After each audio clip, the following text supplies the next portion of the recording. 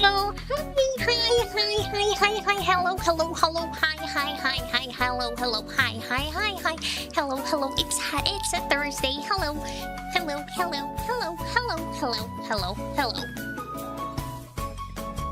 Thank you for checking in, tax auditor. Oh my gosh, are you gonna audit my tax?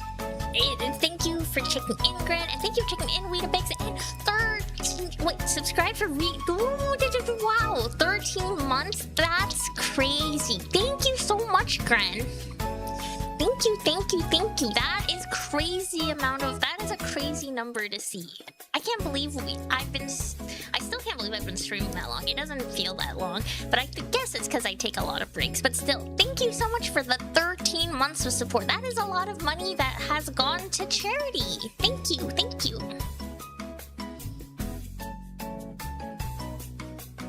The music is really loud also.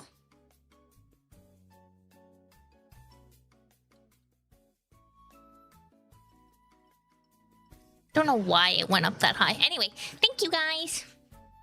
You donate all your earnings to charity. Yes, I do, Mr. Tax Auditor. Please don't. Every drop of dollars that I earn through content creation, which I think when I totaled it up is like was like $400 or so. We've donated it all, so that's pretty crazy. Did you know I meant to talk, I wanted to bring this up on stream. One of the organizations contacted me yesterday. I thought it was really nice. I don't have no idea why they decided to randomly contact me. They were like, hey, thank you so much for your continued support. Could you like tell us some more about why you're so interested in cancer and what your connection to cancer is? And I gave them a nice little email response, like saying the whole shtick and all that. It was very, very, very nice of them. They didn't respond back. And I also told them, like, if you're gonna use this information, it has to be giga anonymous. Like, please don't, like, please don't associate any of my real life stuff if you, like, publicize any of this information. You've also been streaming a few months longer than I've been subscribed or even following. Yeah, I have. I mean, it's what? I think I've streamed, like, probably, like, it's been, like, a year and a half now. Still crazy. You can't tax charity? Okay, that's okay. Pan stream streak. Wow. That is impressive, Weetabix. Thank you for the continued support. I'm sad that I won't be streaming for a bit starting. I mean, today is the second to last stream. Tomorrow I'll have one more stream. Tomorrow's stream is gonna be mostly like yapping, so you know it'll be lax yapparonis. But after that, I don't think I'll be back for a bit. Like, I have my July break, and then I'll be traveling until probably like August or so.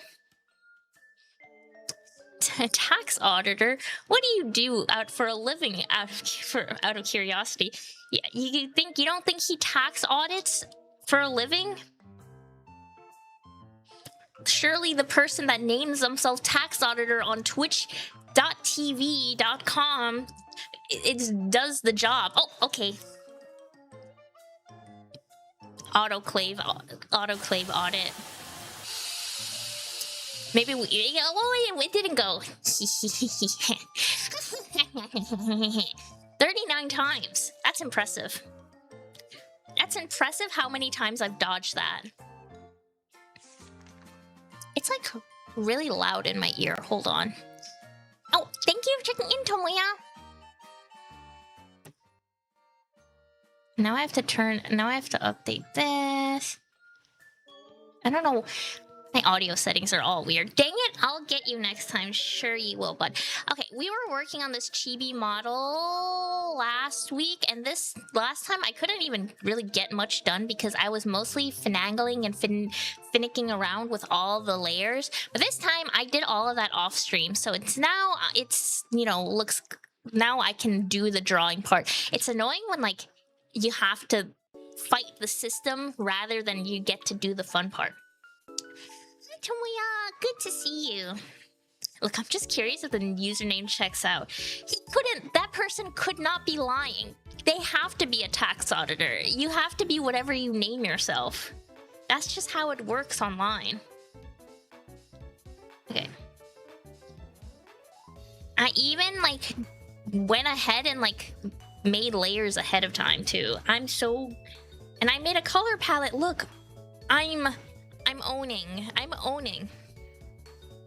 Who audits the auditors? I think that's like you can't ask that question. There's organizations that will get you if you try to ask things like that.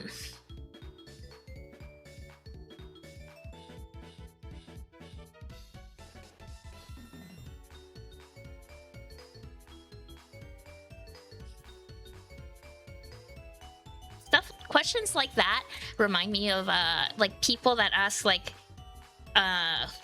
where does a therapist go like when they need therapy? And then there was like a whole I got into a rabbit hole looking that up because I was personally curious. Do they just go to other therapists? And they do just go to other therapists. But they try to keep, I think it feels like a lot of heavy stuff though. I feel like it's hard to like go to a therapist when you have therapy related issues to talk about. And it's hard not to like make it about like complaining about work. But maybe those therapists, they maybe have specific ways to deal with therapy related complaints. Because I feel like it's just a different set of like, I'm dealing with some heavy stuff.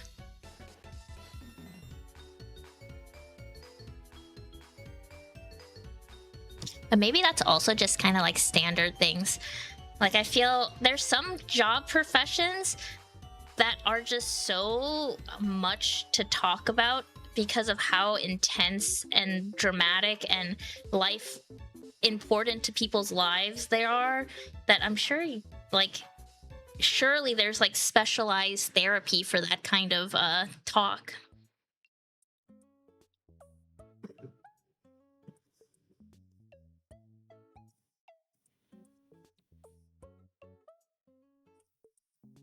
When I went to therapy in grad school because I was having a lot of anxiety from my lab work, they have like a specific therapist that works, you know, for the grad students, and you can tell like she was like very, very specialized in especially like PhD science student complaints. She knew like exactly what kind of questions to ask, and she understood everything you talk about, and you can like say some sciencey things to her and she wouldn't be like confused. She knew exactly, like she didn't know what you were talking about, but she knew not to like open that up.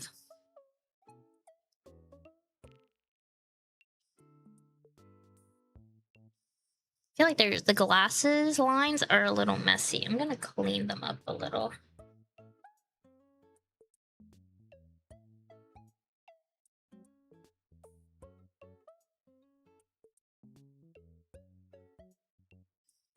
I also recall when I would wait in the waiting room for my student therapist, and they were incredibly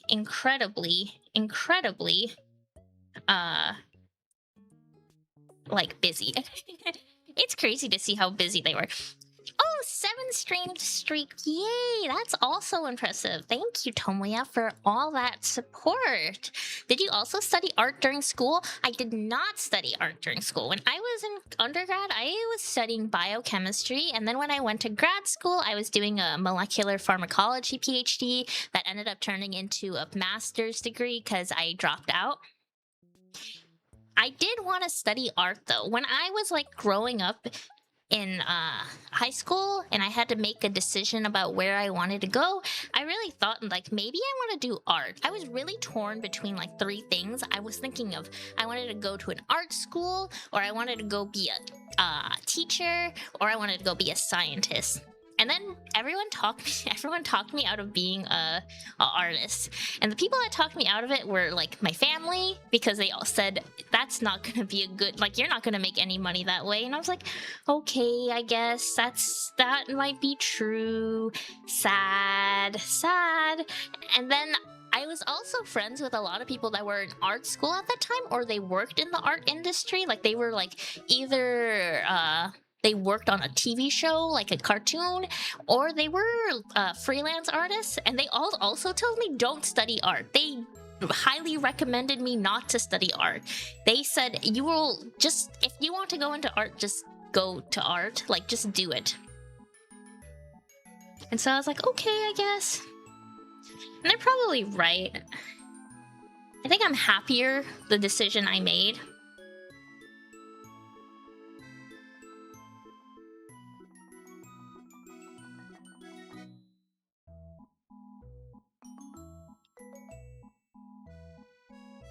I also wonder, though, if I could have been happy, I would have been happy being, like, more involved in art. Like, I kind of, like, put art onto the sidelines when I started doing science, because it's just so hard to have time for it. I'm glad I have, like, more time for it now that I work. When you're a student, you just, like, have no free time whatsoever. It's kind of crazy. Okay, I think I need to move this layer. This probably needs to go up.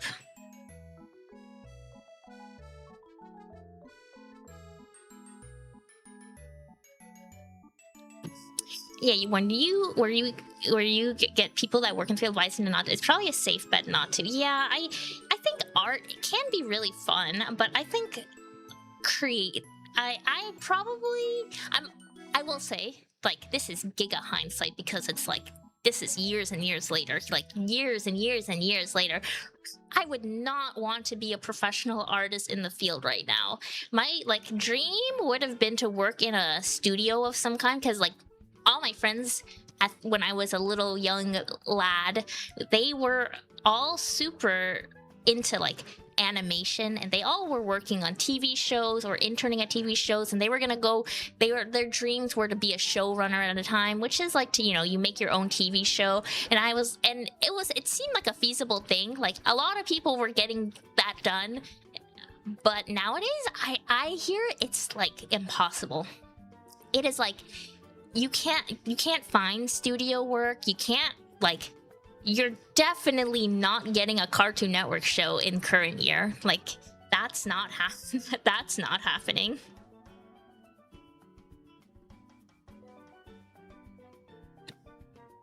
It's pretty sad to see, like, how people have, like, they've kind of lost, that just doesn't exist anymore. Hey, what?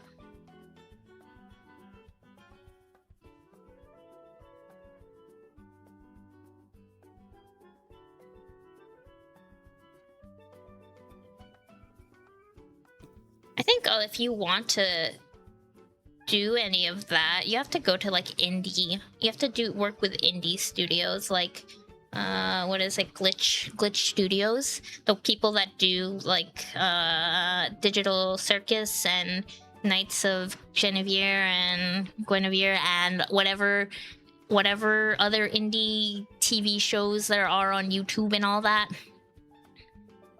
That's, like, where you gotta be, but it's not the same experience as I think people kind of dreamed about when they were younger. There's, like, a video of the guy from Powerpuff Girls, Craig McCracken, and you can see, like, he had this, like, little little bench, and he had a studio, a corner office kind of thing, and he was surrounded by, like, drawings and, like, colleagues, and he was talking about the show that he's pitching and, like, working on, which is, like, the Powerpuff Girls. And then people were like, there's a lot of sad comments in there because people were saying, this will never ever happen to me.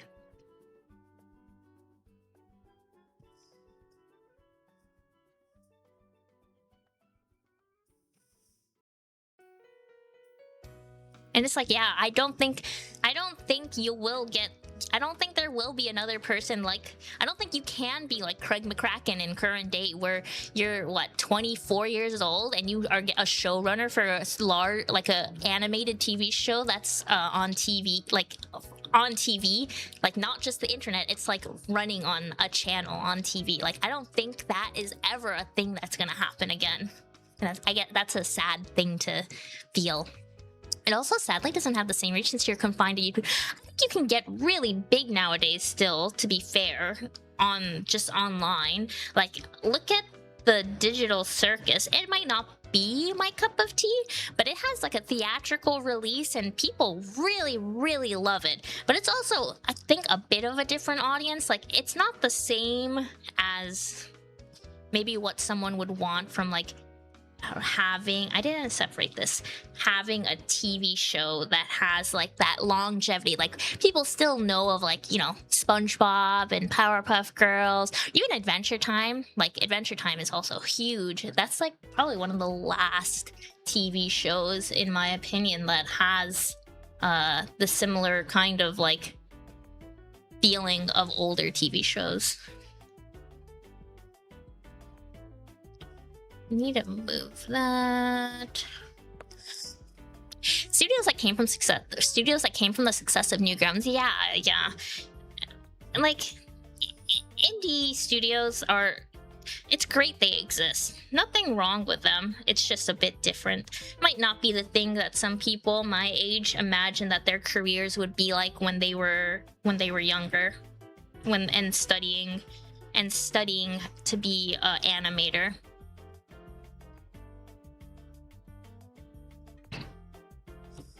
A belated hello from myself. Oh, hello, Peppermint. Thank you, and thank you for checking in, Possum.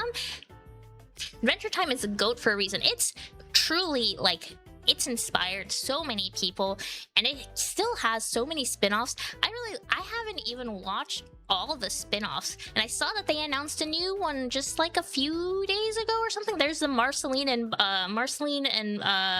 Bubblegum spin-off now.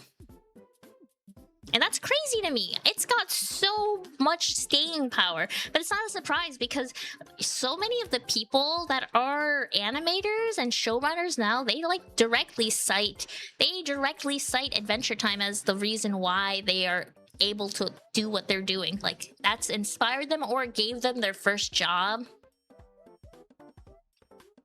Thank you for the hydration, Possum. It is big within circles, but the regular person sadly doesn't know about it compared to something like regular show adventure. I completely agree. I don't feel so well, so I only stop by. Oh, I'm sorry, Joseph, you don't feel well. Thank you for stopping by. Take it easy, okay? And yeah, and I would even argue, I'm not even sure, like, things like regular show have as much, like, boom pow in the global space. I love regular show, for what it's worth. But it's like no Scooby-Doo, you know? Like, stuff like that. Like, I feel it's so big. It's so giant. Have you seen the Gnome Show pilot? It looks like something that would have been on CM. No, I have not. I should take a look. I wouldn't be surprised. There are so many things. Okay, it's saving. There are so many shows now. You can tell that they likely tried to pitch to CN or like any other major company for a while, and it didn't work out. It takes also forever now to get like someone to buy into your pitch. What was the show recently? Game Oververse? I think that's like headline showrunner is like a huge like guy on social media, and he still said it took ages for someone to want to like invest in that and take a chance.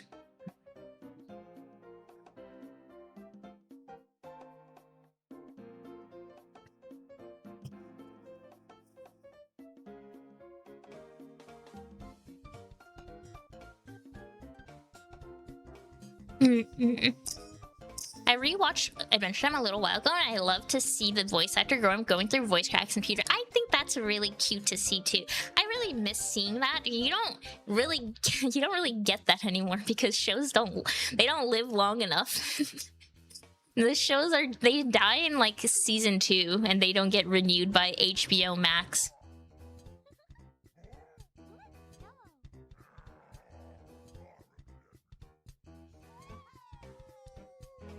I'm just hearing like peach noises.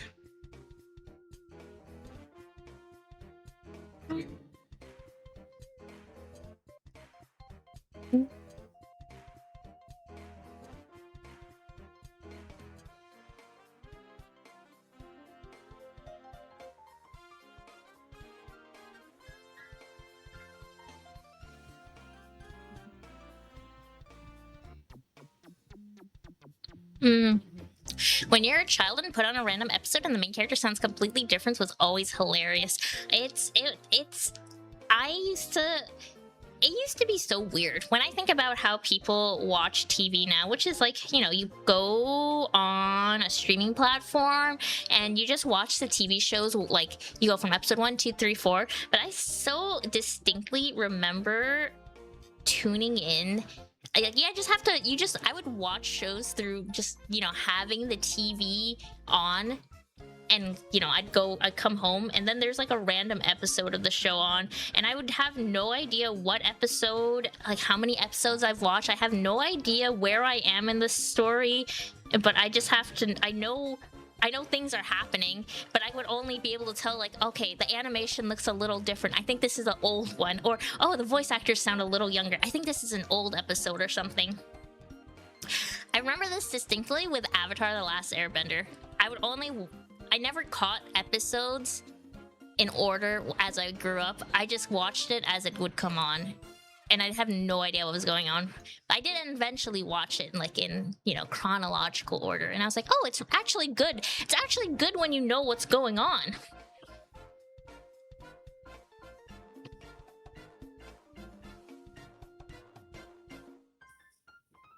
All it takes is just a little bit of an audience drop and they cancel the show.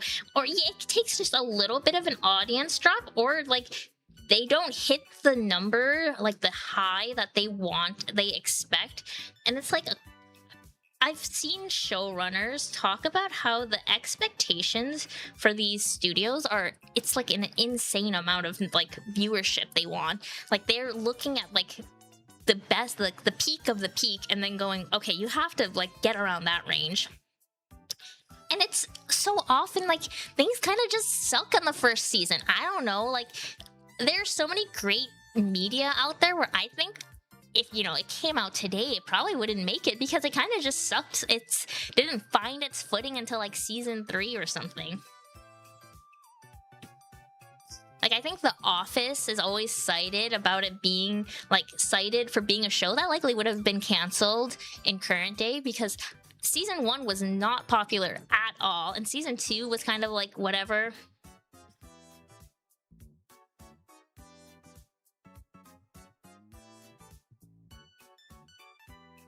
Even like Adventure Time, I think the early seasons of Adventure Time are really charming, but I know a lot of people say they don't really like them because it's kind of like meandering and there's no like overarching story, and people are really more invested when it starts getting into a bit of a narrative, and that's not surprising.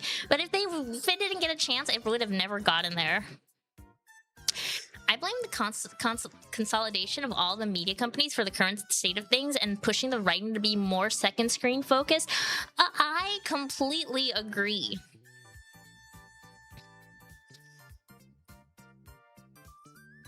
It is like the state of things because of how companies like, you know, set up their media, how companies have like created so many different streaming platforms, and now they're pushing things to be like everything's on an exclusive thing, and then they're spending a lot of unnecessary money, and so now what? We have to be more mindful about what's getting money.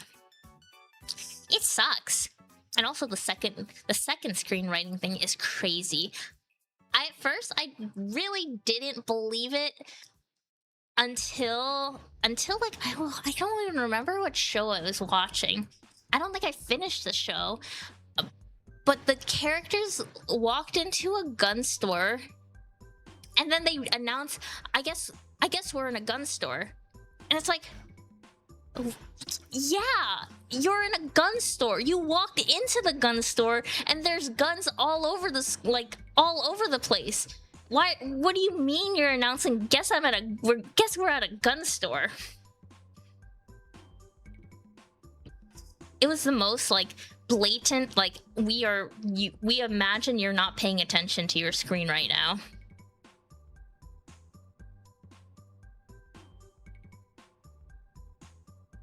Why are you here? You should be over here.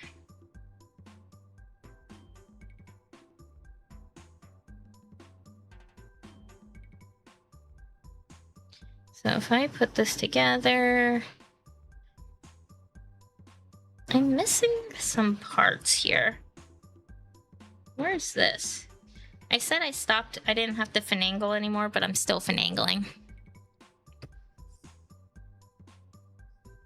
That's okay.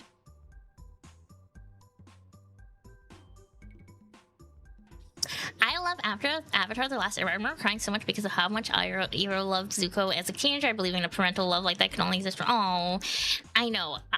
Avatar The Last Airbender was actually really good. I think it was like... I know my experience is not even like... My experience with it growing up isn't even like abnormal. I knew so many other people that also were confused about how good Avatar is, but Nickelodeon did not do a good job showing how good it is because they would air it like it's some kind of thing you can watch out of order and enjoy every part of it. But they were airing it like it's a SpongeBob. It's like a SpongeBob episode.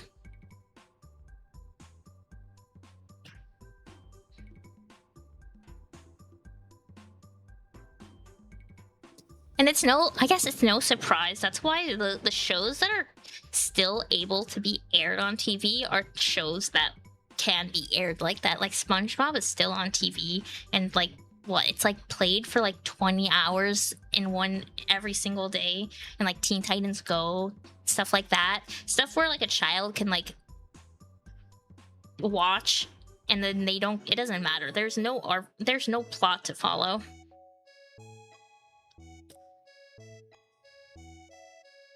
I think it was deliberate sabotage. That's just so sad. Thankfully, it wasn't as bad as what they did to Firefly.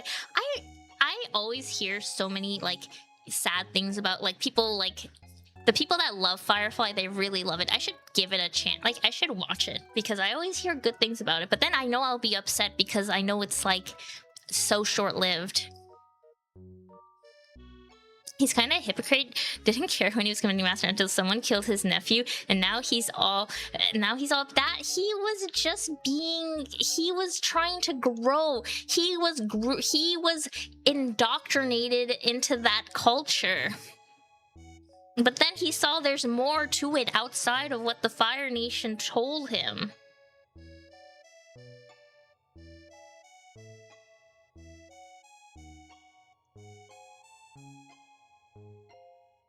Why are my... Here I said, I know I don't have to finagle, but I still am finagling. Hello? Hello? I think I want it like here. And this is too high up. There we go. There we go, there we go, there we go. He saw there was a horror to be had and he could flex sleeper builds better. My gosh.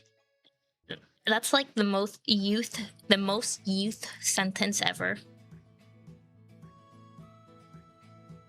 Bum, bum, bum, bum.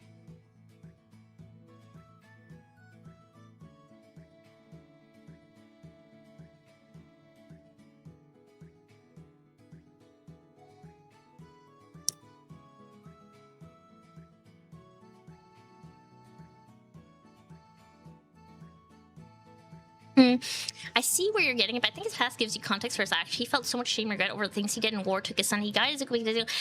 Yeah, exactly. I completely agree with you, Possum. The show had so much depth for being, you know, quote-unquote, a child's media. I know that's, like, commonly memed on, like, adult that is obsessed with child's media and looks for depth depth in the puddle of the child's media. But I like it. I like Avatar.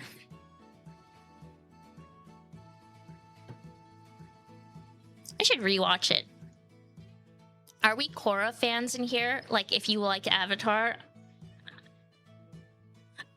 I feel like I really didn't like it as much growing up, but lately, the last time I rewatched it, it wasn't as bad.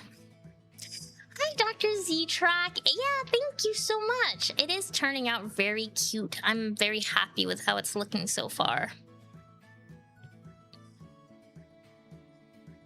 Also, when I rewatched it the last time, I was even more impressed with how good Season 1 was. Season 1 was really, really good. It's crazy how good that first season is.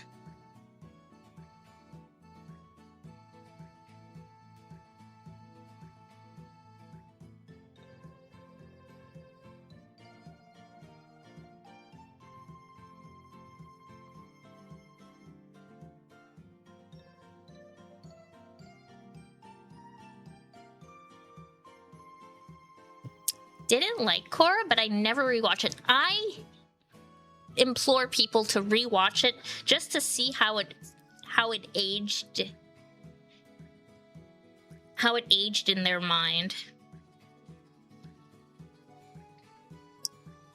I don't think it's as bad as I thought when I was just a teenager.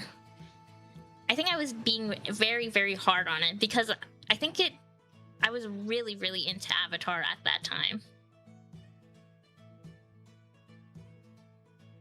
And I also was really hard on it because I think I remember being a big fan of Season 1. I really liked the world building. I liked the characters. I thought Korra was really cool, and I thought the setting was cool, and I thought it was fun to see things in like a more modern steampunky era.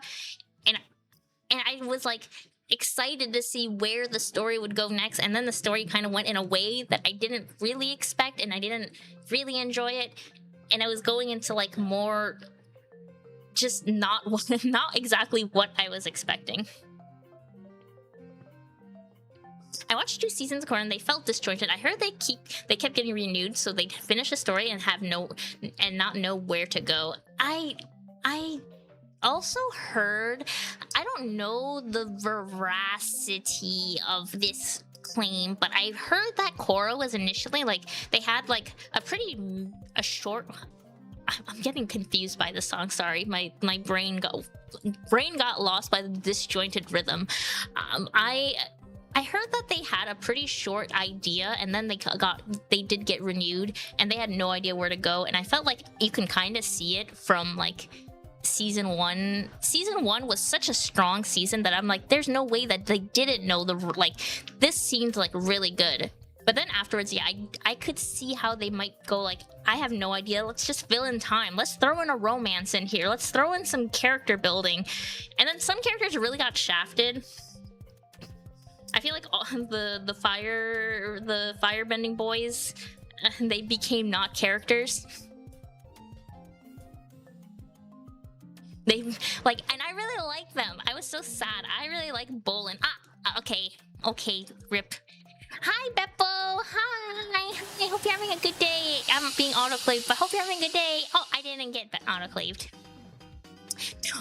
Technology is bad. Not the thing I like to see from my fantasy shows. I like technology to a degree. I think there can be interesting parts to it. But I get it. Technology is not for everyone when they come to their fantasy. Some people want just the super duper high fantasy. Don't give me any like crumbs of modernity in my fantasy life.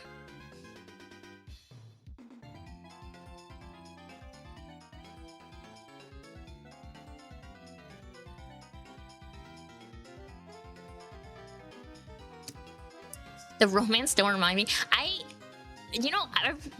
distinctly remember, and I saw this on Twitter recently too, there used to be so many people who would ship Asami and Korra. A spoiler if you didn't watch Korra, those two girls, the girls do end up together. Spoiler. And there was like crumbs over the course of the show with like her holding Korra's hand, and then they zoom in a little, and on Tumblr people would be like, oh my gosh, they are setting this up as the end game. And then people used to go, you are crazy, you're looking at like literal breadcrumbs and there's nothing there. And then they did end up together in the end, and I'm sure all those Korrasami people felt so vindicated. I'm sure they had a parade that day celebrating the Yuri.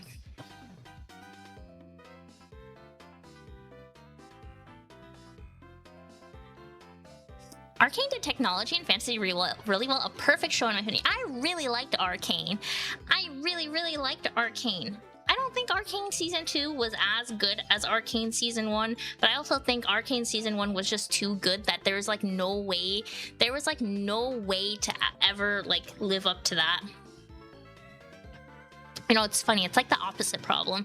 I was just saying like The Office sucked Season 1 and then it found its footing, but then I feel like if you hit really strong early on, it's so hard to go up from there.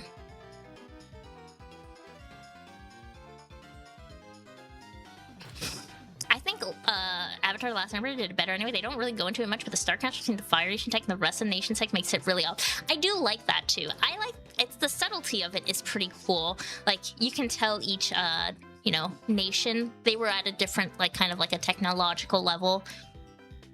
I liked it. Man, the world building in Avatar is just so cool. I just love that so much. I like technology and fantasy if it makes sense, but you know, you can make anything make sense, but like it comes to a, I think some people just don't really like it because it, a lot of times it's either like kind of stupidly explain why it's why it's so technological.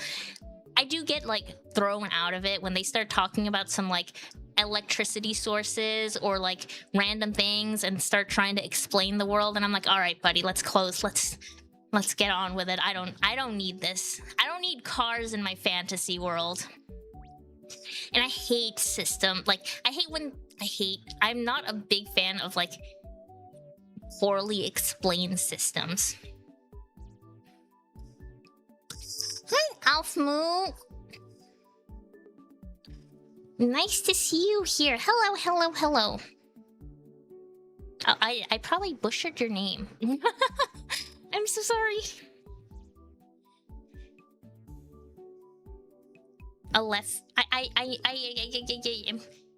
I'm so bad with saying things out loud. My brain suffers. Like I know exactly how it's pronounced, but then my brain doesn't translate it very well to speech. One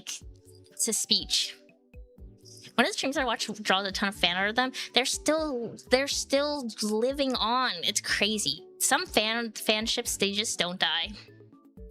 The technology and you butchered it entirely. All good. Sorry, it's okay. I'm really bad with like, again, I just suck at pronouncing things. You should hear me in a meeting at work when they tell me to pronounce words like medicine words. And you know, you think hee haha, you could like go hee it's okay, I don't know how to pronounce it. It's not as like charming, and like the old doctors do not take it so well when you butcher these names. They just look at you and say, don't you mean this? And then they like don't smile or crack a they don't give me any smiles.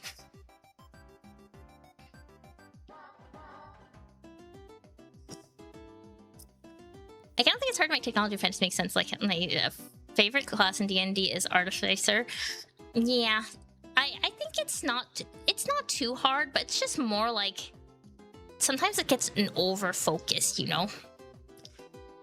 I'm glad you were able to finally catch a stream though, Nico. Something I've wondered since the first time I watched your stream. What inspired your color scheme? Pastel, pink, sky blue, and grass green. Are they your favorite colors, or is there some story? What's your reading? It's always stood out to me because they are such pretty and whimsical. People are often very shy to incorporate more than one at a time. I've always had. I feel like I talked about this like a long time ago, but I've always had characters with bright pink hair. I really like bright pink hair. Ever since I was like making OCs since I was like 9 years old, they've always had pink twin tails. So I knew I always wanted a pink twin tail. And then the green came from the fact I think like I associated like the bacteria color with green, like this specific green color. And then the blue came from the fact that I like, you know, gloves. The classic scientific gloves that you use are blue. And so I thought it would be cool to have all three, like, you know, present and make up my character. I really like the color combination. It's probably one of my favorite parts of my design. They make me smile. Glad schlit. Systems are best kept at the extreme ends of very vague or thoroughly explained. I know, I think there's some series, they do such a good job explaining their systems. Like, I love dungeon meshies, like dungeon explanations and like their explanations on food and creatures. It's just mwah, mwah, mwah.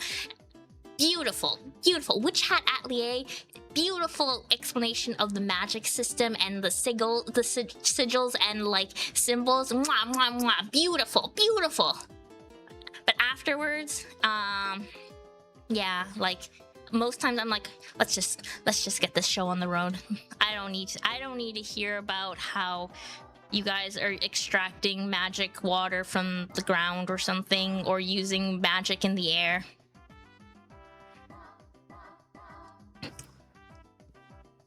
What if you had a soundboard for the presentation for hard words? I was thinking like one day I should like, I practice so hard too, but it's just my brain, it literally does the meme, that one meme. My brain does the one meme where you say words, the word is right in your head, and then it goes wood. I just can't. It's so difficult at times. I hear it completely correct in my head, but I just can't. It's not coming out. My brain can't translate it correctly. My brain's not synthesizing it to my vocal cords correctly.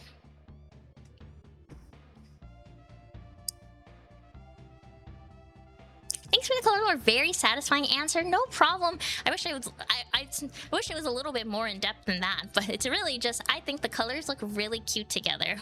And they all kind of have some meaning, but it's mostly I think they're really cute together. I should show you guys some of my Gaia Online avatars. Hold on, I can show you one of them right now. I can literally, I'm gonna just copy and paste it to my thing. It's still the same as I left it in, what, 2012? I have not changed this one bit. Oh,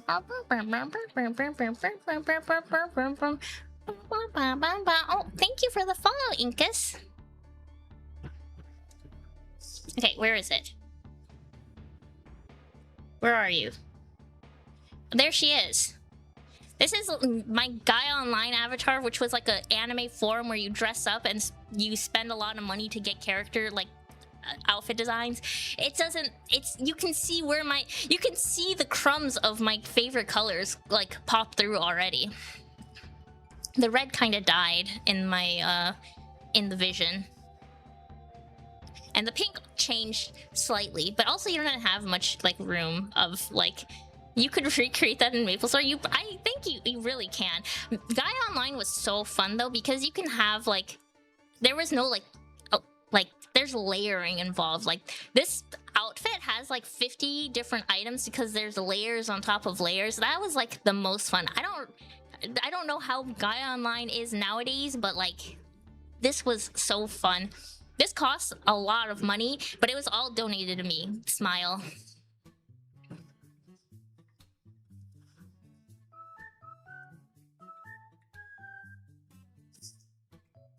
To be fair, pronouncing medicines are basically spellcasting with the Latin etymology. I know, it's so difficult. I think a lot about that quiz of, is it a Pokemon or is it a drug name? Pokemon names are also really hard for me to pronounce. Like, especially the newer ones. I can't do it. I hate wearing surgical gloves in this weather. All the sweat pools at the fingertips and it's disgusting. Ew. Ew, ew.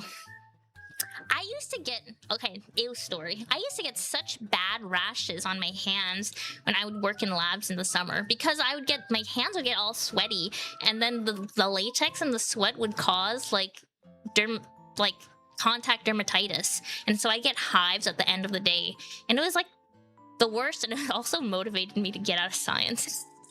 It told me, I was like, I can't be here anymore. I'm getting literal hives on my hand. I can't do this anymore.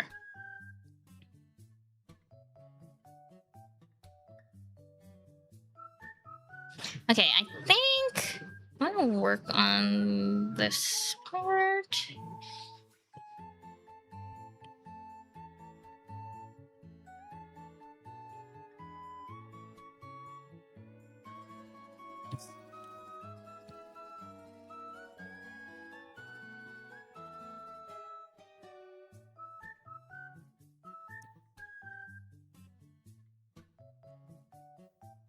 I need to buy more gloves. I was like I was gonna take a picture and I wanted to wear gloves. Then I realized I didn't have any more blue latex gloves to like pose with. I have no idea where they went. I think I was using them for cleaning. The nice thing about like when you take funny VTuber pictures in real life and you wear the blue gloves, it's not a waste of money because they just double as cleaning gloves as well. But it's so hard to find my size. I wear extra small latex gloves, and it's impossible to find something in that size. It's always out of stock on Amazon.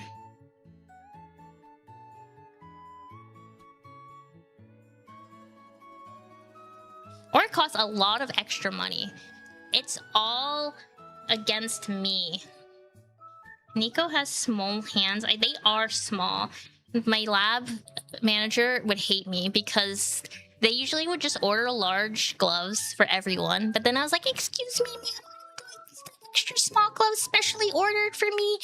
And then she'd look at me and say, you think you're special? You get your own box of gloves? You're supposed to share. No one else is gonna be able to use those gloves. You think you deserve that? And I was like, yeah. Did I do something wrong? Did I? I'm sorry. Take right before chores. I should do that. I haven't done it in a while. I need to.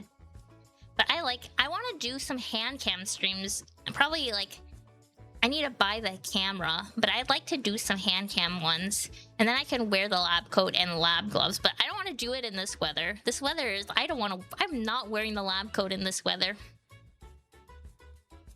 Children's latex glove for surgery and doctor playtime. Excel. Only that was a thing. Where's my children's adult size? It's a tax write-off, very smart. Listen, I did my taxes for the first time with VTuber expenses. I need to spend more. I'm not seeing any benefits here right now of being a content creator.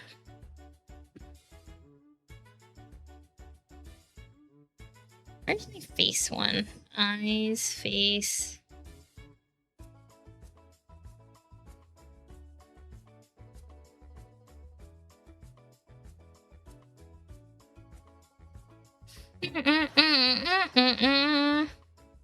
Nope, that's not the color.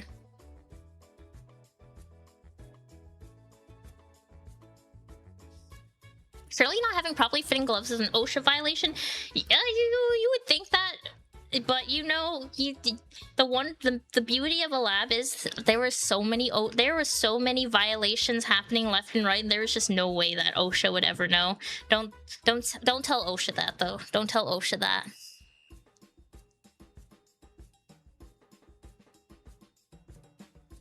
There's a little part that's not colored. I have to fix that.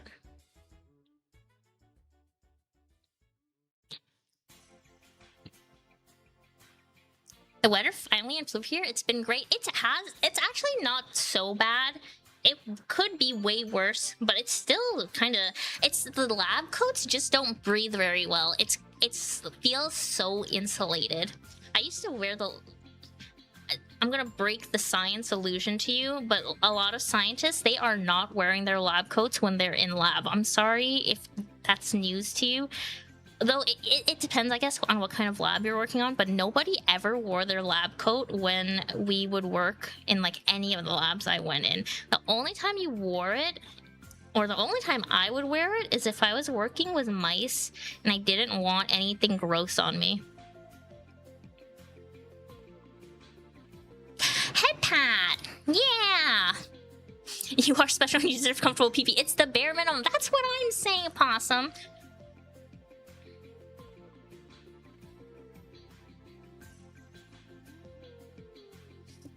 Can you get a clip-on doctor post just to have what's in view? Maybe I could invest in something like that.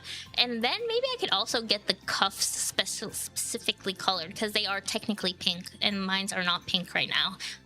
Good point, good point. Maybe I just rip the cuffs completely off of the lab coat I have and dye them. It might feel awkward though, but I guess I could figure out how to pin it properly. Imagine being a VTuber. Couldn't be me. Yeah, I mean, who would do that? Who would be an anime girl? Oh my gosh, I said earlier... I just remember the embarrassment I had. I said earlier in the stream, the AACR, the American Cancer Research Association, they contacted my VTuber email and then said, "Hello, Nico. How are you doing? Thank you so much for your continued donations. We'd love to learn more about your connections to cancer." And I was like, "Oh, cool. I'll answer them." And then I think I wrote like 2 sentences like, "I'm a VTuber on YouTube and Twitch, and I'm, you know, think of it like an anonymous like identity to keep myself like separate from my professional life." I didn't want to go too much into like, yeah, I'm just like an anime girl online. I was like, this poor senior administrative assistant, she's not here to hear, she doesn't want to hear about me being an anime girl. She just wants to know if there's a story she can write for her website, for the organization.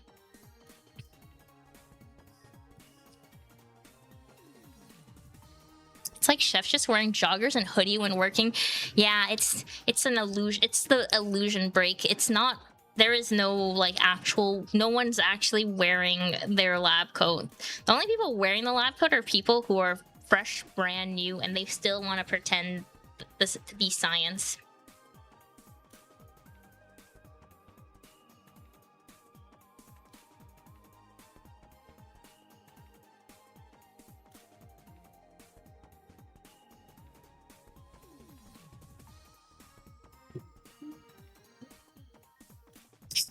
Geologists don't typically wear lab coats because we're encouraged to be comfortable.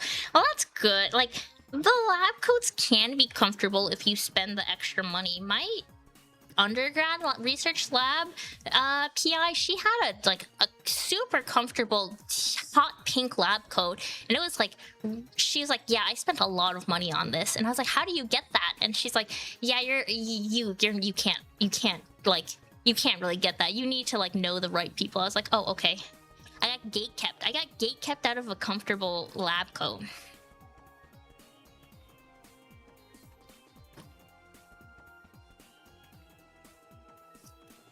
I've had to put on so much PPE when entering sterile areas and drug mixing areas. It's so hot.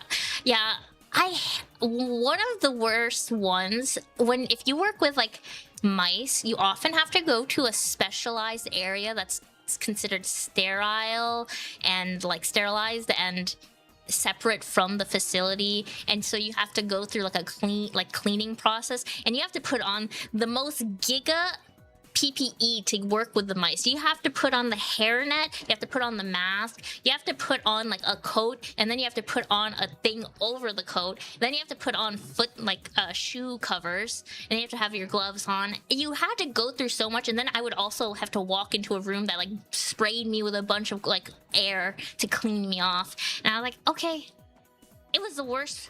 And it was like, you would think it's not that bad to get into it, but when you have to do that like preparation every time it's time to do some work that you're already not enjoying, it felt so draining. And then you'd have to remind yourself, oh, I can't go to this area anymore because I went to a dirty mouse room, and if you went to the dirty mouse room, you're not allowed into the clean mouse room until you take a shower or clean off and wash off and blah blah blah. And it was annoying. It was annoying. The worst part of being a STEM tuber is having to hide a lot of relevant work. It almost feels like LARPing. I know. I wish I could share like all the papers that I have like an authorship with. I'd love to show you guys like the work that I had published or the review articles I had published, especially when I talk about science writing. Like I had a big journal publication last year, and I was like, I can't even show you guys because you would find everything out about me. You'd find everything out about me. Wash hands for a whole 2 minutes and put it's the worst. We do wear a lot. We do a lot outside, so we're encouraged to wear something we can maneuver and squat and such. And I feel like I have to do a lot when I work with mice, and yet I'm covered and so like bogged down and like heavy. I have too many things on. The mice are annoying me now because I'm like bogged down by all this work, this wear. An ad break is starting soon, you guys. I will be doing more coloring and yapping as the ad break goes on, fellow people with no turbo or subs or ad block. I will miss you. Little do you know, that person who contacted you is very impressed by your secret superhero teacher adventure. Who else can say they have a secret idea for educating people and sharing your interests online? If you really think about it, it's like Hannah Montana having the best of both worlds. I think she might be like surprised to hear such a story. I don't know if the AACR has ever experienced someone like that. I'll be real. It would be cool. It would be very, very cool to see that kind of like, oh, thank you for the subscription. Wow. Thank you. I have to get more water. Wait, do I have water around here? Hold on. And I do. I thought I didn't have water. Subscription is appreciated. Okay, I'm hydrating, you guys. I'm hydrating really hard.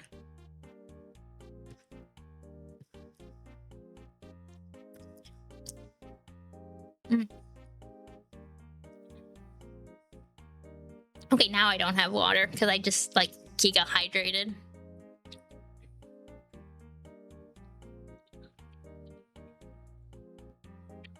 Ba-down. I think I might be one of, if not your longest time subscriber. I think you are, Gren. It's either you or Rip. One of the two. One of you guys is the longest. You guys are in a battle right now. Or Weetabix. Weetabix has also been subbed for a bit.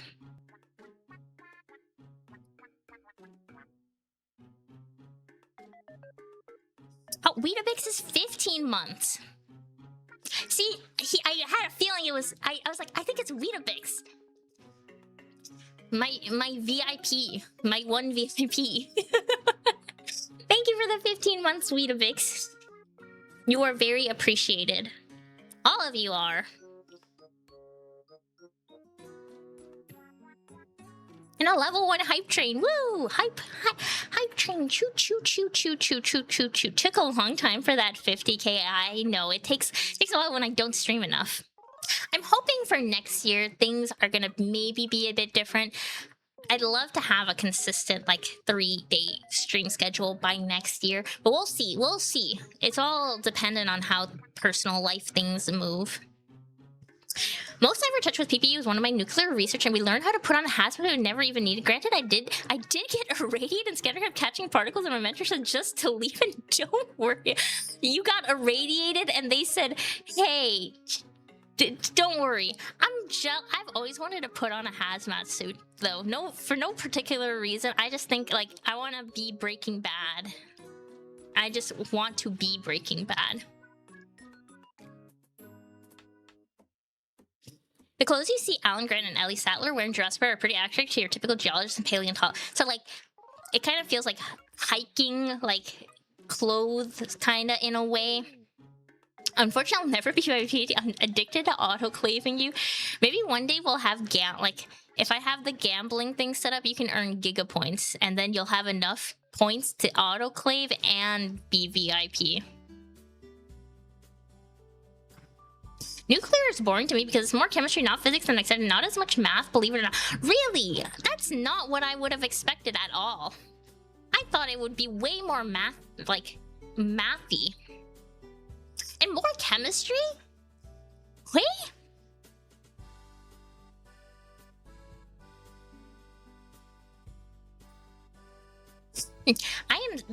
That is shocking to me.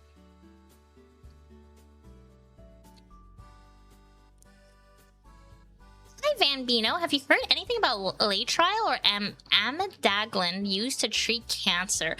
I think I've heard a little bit about laetrile. Is that the... Well, they're like... Laetrile is an amidaglin, like, related or something like that. I don't actually know too much. I think I've heard a little, but I can't say I know too much beyond it. You have any information to share, or you just like you wanted to know more?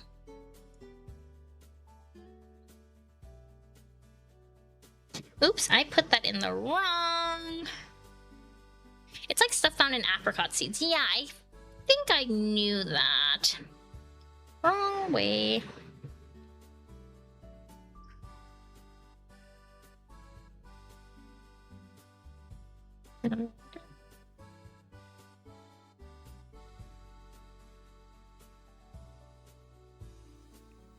Aren't they the things from Bloodborne?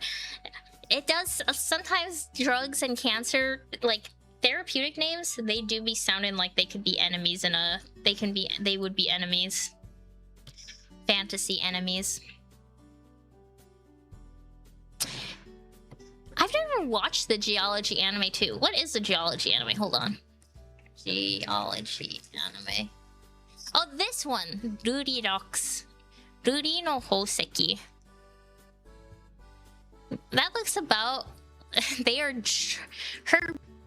Her chest is ginormous. But yeah, that sounds like what I would expect. I'm not showing it on the stream, but yeah. If you just Google geology anime.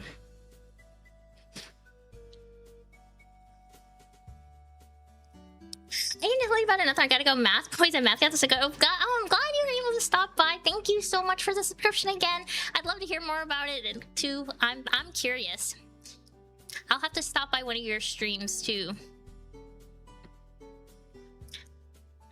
Just wondering because I saw a video that claimed it cured cancer with like 100% success rate. I'm not too sure about, like, I am questioning the truth to those kind of claims. I'm not a big fan of things that say there's 100% success rate. Hold on, I'm gonna do a little googly goo. Sorry, I'm not drawing too much. I'm getting nerd sniped because I can't stop myself from learning more when someone says something I don't know. Cancer treatment.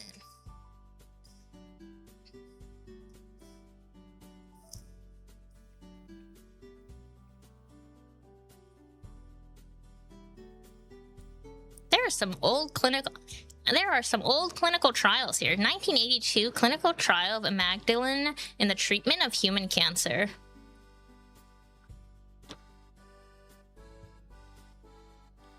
As a promising anti-cancer reagent.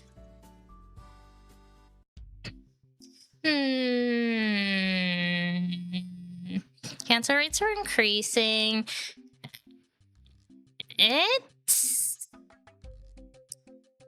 I would need to do a deeper dive onto this, and I'm not gonna do it right now because I can't even, like, it would just be me researching off stream because I can't, like, show you guys all these things.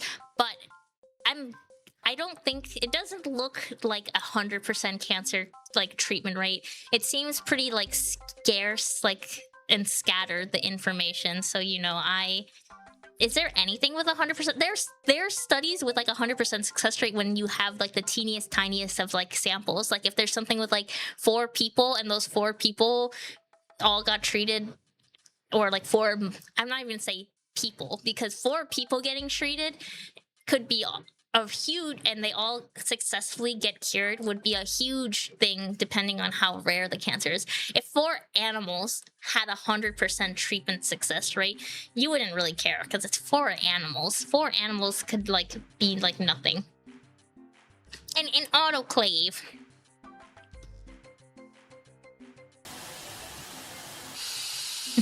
Claims of then you got me.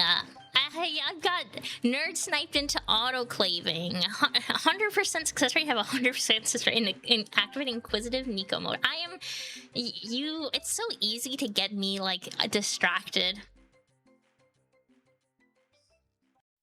I'm too like curious.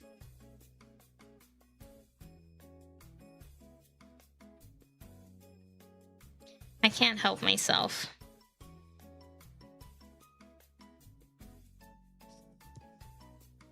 If it's 100% success, it was a bad test. It's either a bad like study or it's like incredible or like, yeah. I would argue 4 primates isn't really a lot, but in the world of primate research, it kind of is. Yeah, it's again, it just depends. There are some clinical trials out there with certain cancer types, and I have to like write up like what happened, and it's like, oh my gosh, only like 2 people responded. But apparently it's really hard to find people with that specific cancer that is available for a clinical trial. So if 2 people respond, that's like huge news for the FDA, and they go on and approve it. This is like usually with like pediatric cases. Like if 2 kids respond to a treatment, it's really big news because it's really hard to like test cancer stuff with kids. Because as you imagine, it's hard to, I mean, kids are already a subpopulation, and then getting the kids to come to the clinical trials and having families sign up and do all that can be a lot. Curiosity is a good trait to have. You have to be curious to have, to be a scientist. I think that's like the only thing I would say is a requisite of being a scientist. You can kind of be dumb, but if you have to just have to be curious.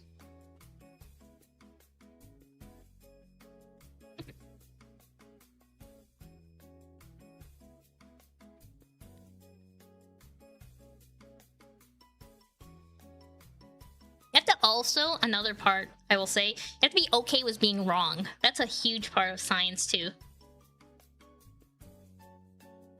You can't just be curious and then you find your answer and then you go, well, I don't like that answer. I'm thinking of, like, finding a new answer. And then, yeah, you can't do that. That's how you get bad, that's how you get bad data, and that's how we get people who fudge their statistics. I checked out Ruby Rocks and dub. Unfortunately, I don't really like having to rely on subtitles to understand things, so I won't watch it unless they do ever dub it. Man, I can't watch. There's something wrong with me. I can't watch things. I can't watch things without subtitles. I can't. If there's no subtitles, I get so like annoyed. Maybe I'm like deaf. My brain operates so much better when I can read things. That is not the lesson we should take away from that. You know, he might be, Altiak might be right in a way. It's just be right. 4 head, 5 head, 6 head, 7 head, 8 head, 9 head. Some lecturers didn't really get the memo on that part. Yeah. I always say perseverance is much more important than intelligence research. A higher degree is more about character than raw intelligence mostly. I think intelligence is not like, it's nice to have, but yeah, you really need to be, you have to be really persistent and persevere. You're gonna have to have a strong personality for that and be curious. Yeah, and intelligence has like, as like a low floor, so to speak. Like, you can get away with pretty like mediocre intelligence in science, and like I think you'll do fine. You might have to work a little bit harder to understand some fundamentals and like theories and all the basics, but for the most part you can get along pretty fine. But I also say, like, if you're really intelligent, you go really far. Like, But you have to be like really, really intelligent. Like you have to be another level. I'm not another level. But when I listen to the people that are like giga ultra super smart, it's like I'm like, I see why you have the career you have. Like, I get it.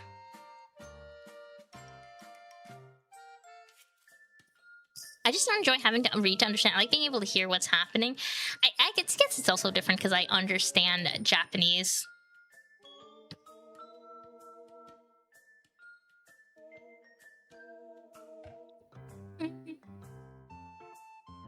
I'm gonna like delete this part of the line. It's kind of pissing me off.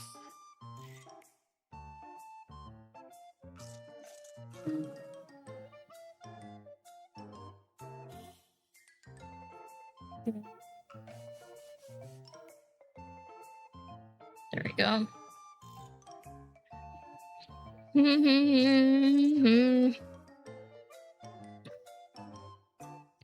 Nico, if you inherited a business that let you live very comfortably off of your passive income, what would you do with your time? Crazy hypothetical, but what if the internet disappeared? Okay, we're making the craziest hypothetical. I think if the internet completely disappeared, and also like this society is not in ruins and I have all this passive income, I'd probably just do a lot of art. Like I'd like to just learn a bunch of things. Probably all the hobbies I've ever wanted to learn, I would just do that.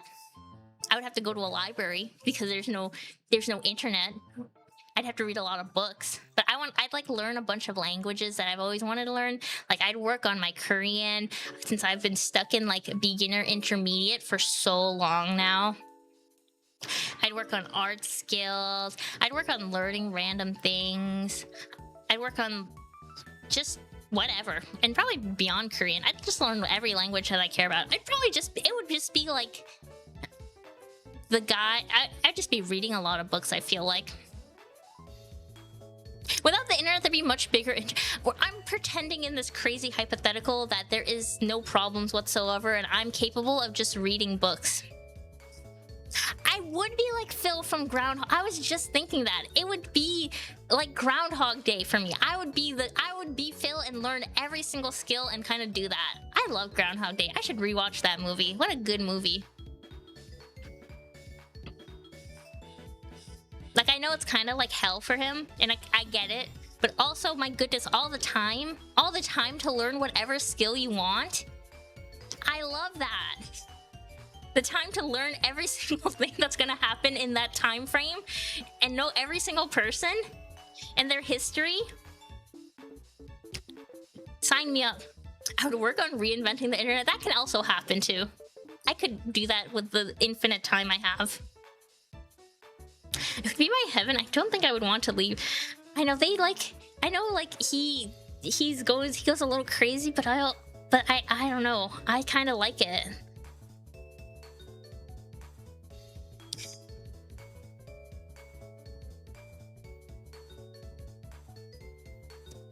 Maybe it would also be nice if they're like... Yeah, I think I would just be learning. I think I'd just learn.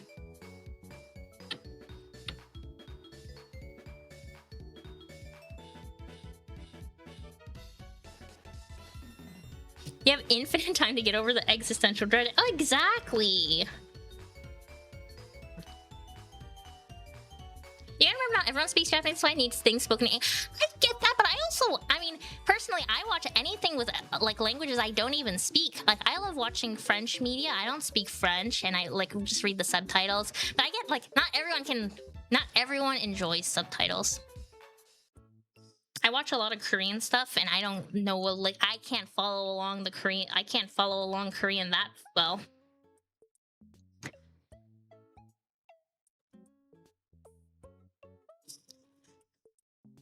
Next genius isekai slop, reincarnated 100 years ago. I was hit by a car and reincarnated 16 years before Apple goes public. Man.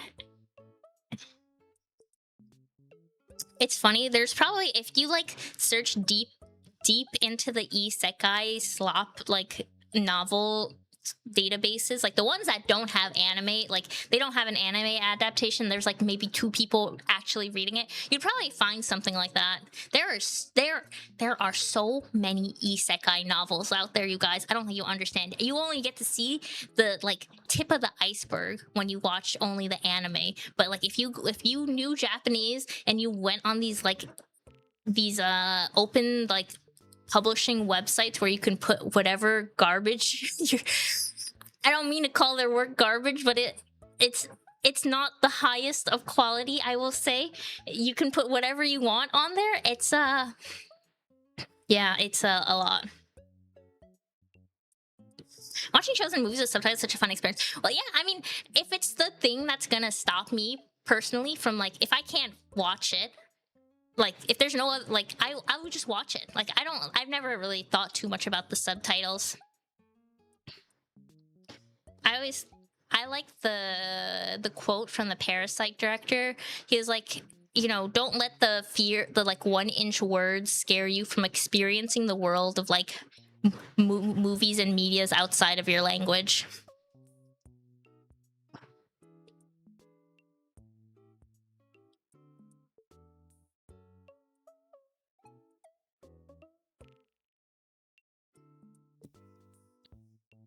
I can't do Korean names. They're also similar. When I first started, I had to draw a vague face and their name underneath to remember. I think I've just been into K-pop for too long. Like Korean names, it sticks really well with me. I don't follow what is it? Chinese media and the character names. It's a lot harder to follow for me. Probably because I don't have as much experience. It's not even fear, I just don't enjoy it. I get it. The quote, it's not just about you, Karen. I'm just saying, like, in general. There are some people that just actively they don't like at all like subtitles and reading and all that. And I think that's also why so many movies and like media, there's so many ones like that are from international places and then they get remade into American English versions, and then they're usually not as good, which is also sad to see. Oh my gosh, can you imagine like the Korean Parasite movie but in English in America? I feel like that just sounds not very good. My take on the popularity of isekai novels is that the majority of people are dissatisfied with the state of world and fantasy or life would have been if they were born lucky. I think that's such a good analysis on that, Possum. I'm emphasizing good because I agree completely. I think it has to do with like dissatisfaction of like reality. Like they're not happy with their lives.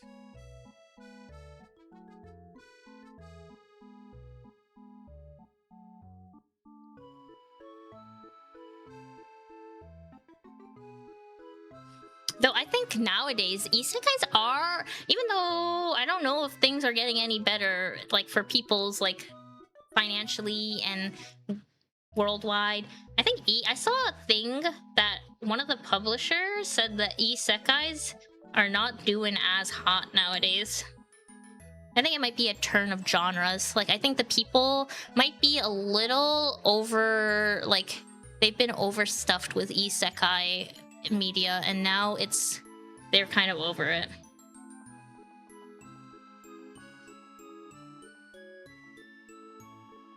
Maybe we're just gonna go into like pure fantasy like mode, like skip the isekai step and just make it like fantasy. The pet train and the petri dish and the continues. I know, it's so cute. I really like the little pet train. I think it continues mostly because I changed the onboarding. I changed the onboarding rec to say like, just post an emote here, you know, if you don't have like a bacteria you want to talk about. And nobody who has a bacteria they want to talk about, so they just, I hit my mic. No one has a bacteria that they want to talk about, so they just post the emote, which is cute too. Fantasy is blowing up here. I'm for free run dungeon meshing or pioneering right now. I think fantasy is going to be the thing we'll see more of, but the thing is that those shows that free run dungeon meshi, witch hat atelier, like they're really popular and great fantasy, but I think it's also it's easy to make really bad fantasy, and we might see a lot more bad fantasy. We might see a lot more bad fantasy coming up. I think we need more sci-fi anime. There is a remake of the Ghost in the Shell sci-fi anime coming out. I think, is it later this year or next year? But that's a really good sci-fi show, and I have a feel that's likely gonna get an English dub if you're interested in that. That show is really good.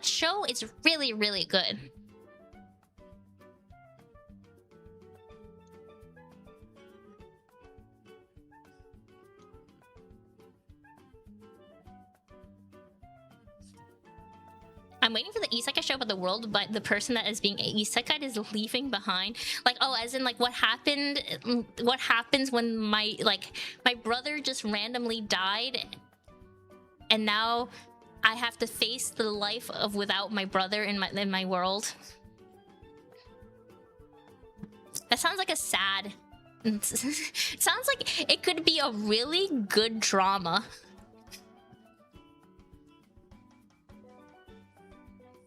Maybe it could be...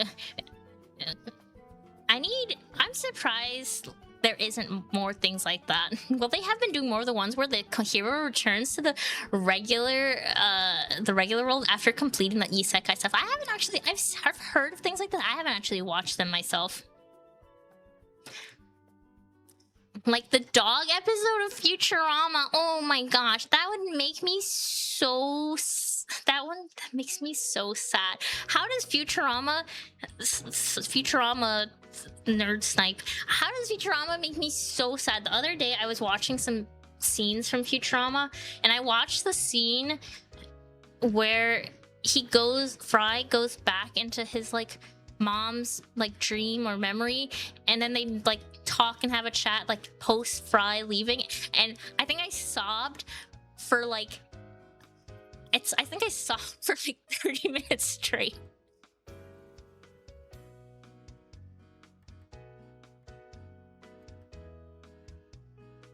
Something about that makes me you can't see it, but I have tears in my eyes thinking about that scene again.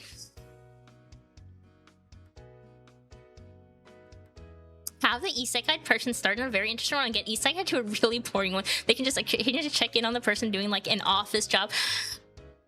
Reverse isekai, where you go into the normal workforce, like normal world, instead of like, and you lose out on the fantasy world that the person was in.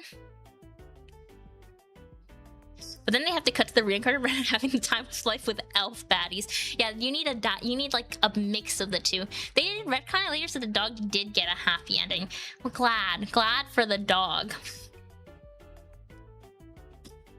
I always want to watch the new Futurama episodes, but then I hear mixed things about them, and then I go, maybe I'll watch them another time. But then I never do.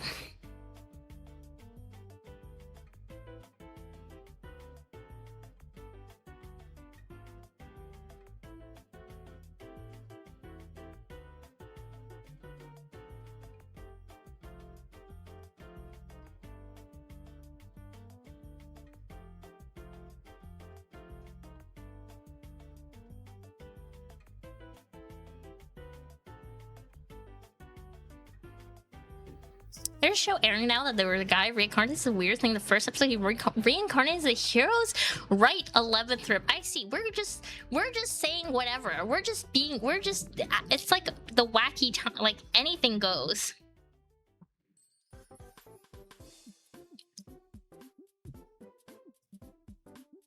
I think media is in a very interesting place.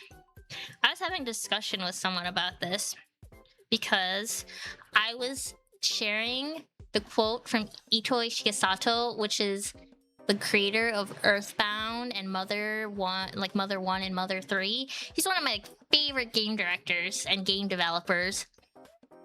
And he has a quote about how, you know, if you're trying to create games, you gotta live a life outside of gaming. You have to like game designers basically need to be well developed people outside and have interests outside of gaming if you want to make games that are actually interesting and speak to people. You can't just like be secluded in your gaming sphere. And he just went on and on about that. And he talked also about how he himself is not really a gamer. He didn't really play that many games. He just mostly made Earthbound and Mother 3 because they were games that he wanted to see and stories he wanted to see happen. And he made like a wonderful game. It's insane work. But then it made me think about how a lot of people nowadays... Hello, Nooblit. Hello. Hope you're having a good Thursday. It made me think about how a lot of days, and that's not just gaming, but like people in any kind of content creation, they usually have a lot of inspirations that are like within that niche itself. And so it feels like kind of an Ouroboros situation where it's just people making games based off of games they like rather than like media that they like. You know, Mother and Earthbound, all those were really inspired by like books and films that Shikasato Itoi liked and life experiences. But so many people create things and they don't really have a lot of life experiences. They also don't have a whole lot of interests outside of games and books and all that. So they just make games that are just based off other games, and then it feels like it's not as nice. Like, it obviously can still be a good game, but it almost feels like a lot of games miss that kind of element, you know? I think about it, that quote a lot when it comes to anything creative. And I brought that up because of anime, and it feels like there's a lot of anime that is written by people who are just inspired by other anime rather than like other things, and so things just feel very derivative.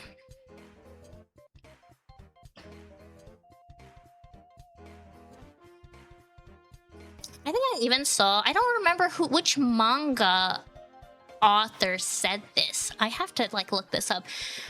But they talked about how it's really weird that so many people that are into manga, like want to be manga artists, they don't really do any, they just don't really have any interest. Like, they read a bit of manga and that's it.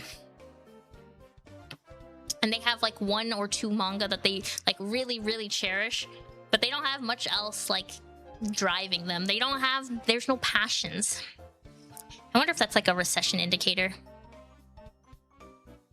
The people are growing up without time to be passionate about hobbies, like many hobbies, because there's no time to do any of that, and there's also no money. Pro's still on Thursday. Get with the times.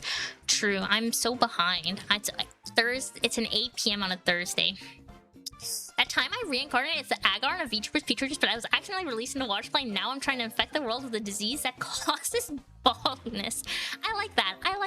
You know, I trust it. That sounds like $1 million isekai idea. You will probably get a lot of money, and make sure there's like pretty anime girls in it, and then and they're like of all different kind of like colors, and you'll have infinite money. It's actually 1 a.m. on Friday. Oh my gosh. It's late. Okay, I have the eyes done, and that. And this is done. That's... It's 2:35. Okay, I don't know what time it is anymore. I thought it was 8:30 p.m., but it's apparently not 8:30 p.m. Apparently it's like multiple different times. Okay,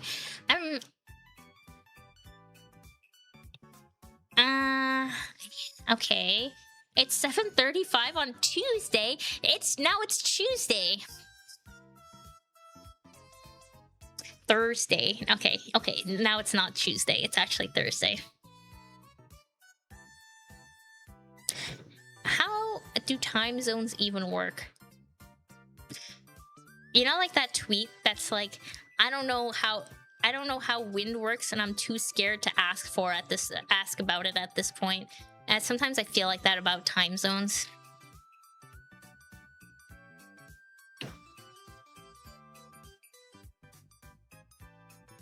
I know how it like vaguely works. It has to do with like, you know, position of in the world, sun and all that. But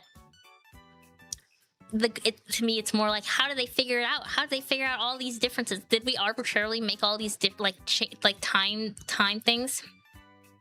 The brain eating amoeba has gotten into chat. I can't. Just how it is sometimes. It's 1945, September 2nd. We just won the war. Huzzah! Huzzah! I can't believe we got transported back to 1945 as well. Things are just kind of crazy in chat. I don't know what date it is. I don't know what time it is. I don't know what year it is. I think I might be stuck in Groundhog Day and I might be going back in time again, and then whatever. I guess I'll perfect my chibi during the Groundhog Day loop. That's just my brain making me type the wrong word, like it makes my mouth say the wrong word. It's okay. I have the same problem. I read have a good time zone. Have a good time zone, and I was impressed. Have a good time zone. Yeah, it's what the government says it is. It's all about big government. Big government is the one telling me it's 8:38 p.m., but it's really, maybe I'm gonna say it's 7:38 p.m.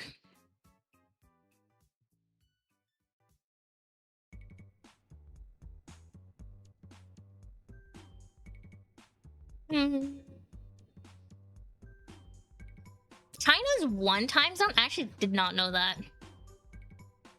China's one whole time zone? For how big they are? That's crazy. We could all be aligned, and the government doesn't want us to be aligned. Big government big government and big time are working together to keep us down and segregated in different time zones so we can have EST, PST, central time zone wars.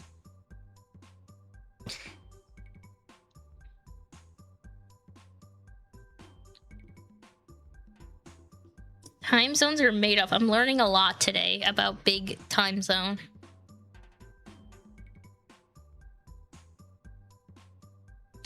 I'm gonna do the skull era. The skull era.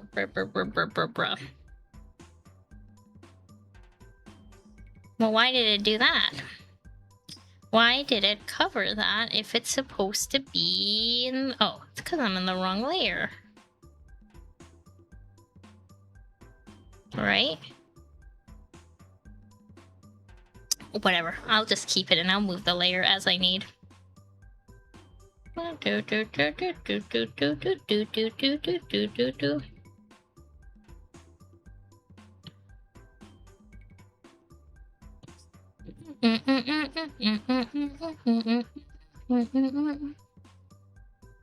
Up is also made up. Think about how big the universe is. Where is Up? Possum, you're blowing my mind. This is all Big Universe's fault. They're just everything's just made up. How could they just make things up? How could they just tell us things and expect us to believe things? Fun fact, England used to have 2 time zones, so when trains were made, it was much quicker to get to 2 different parts. They combined time zones into one. When are we combining? I feel like the US is so behind when it comes to big time zone. How many years has it been since they said they were gonna get rid of daylight savings, and I'm still daylight savings?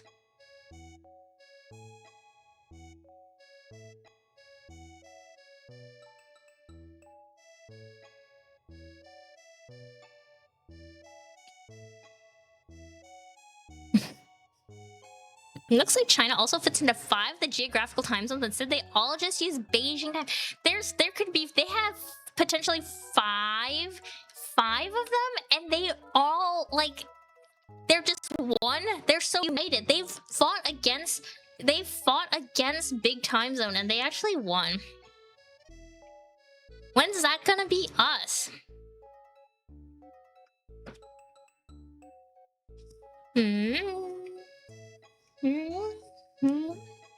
Oops.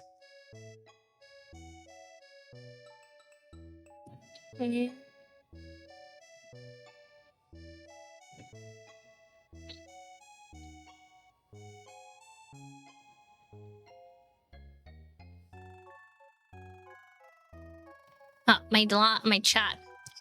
How much daylight have you saved up? I don't think I've saved up enough daylight. I think if I saved up enough, they would have stopped telling me to keep saving daylight.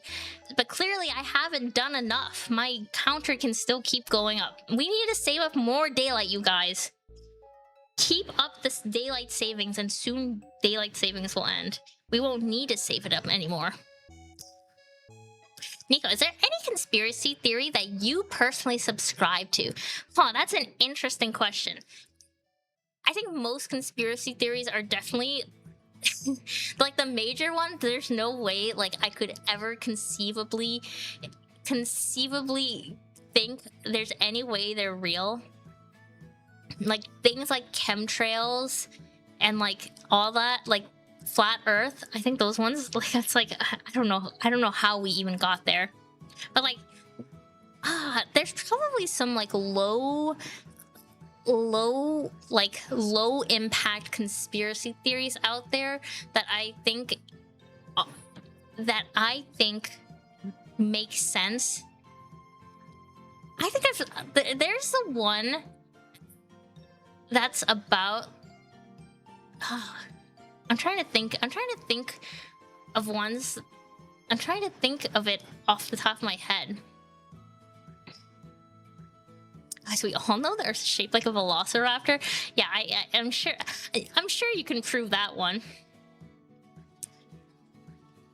I'm trying to think of some off the top of my head. I usually would know this, but oh, there's like the one where this one's silly. I don't know if I really believe in it, but I think it's just such a funny one.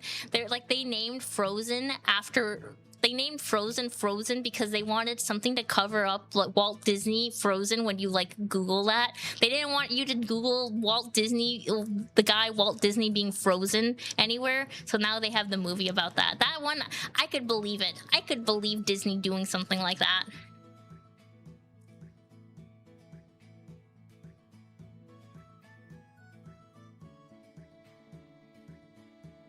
QS is still on iOS 1776.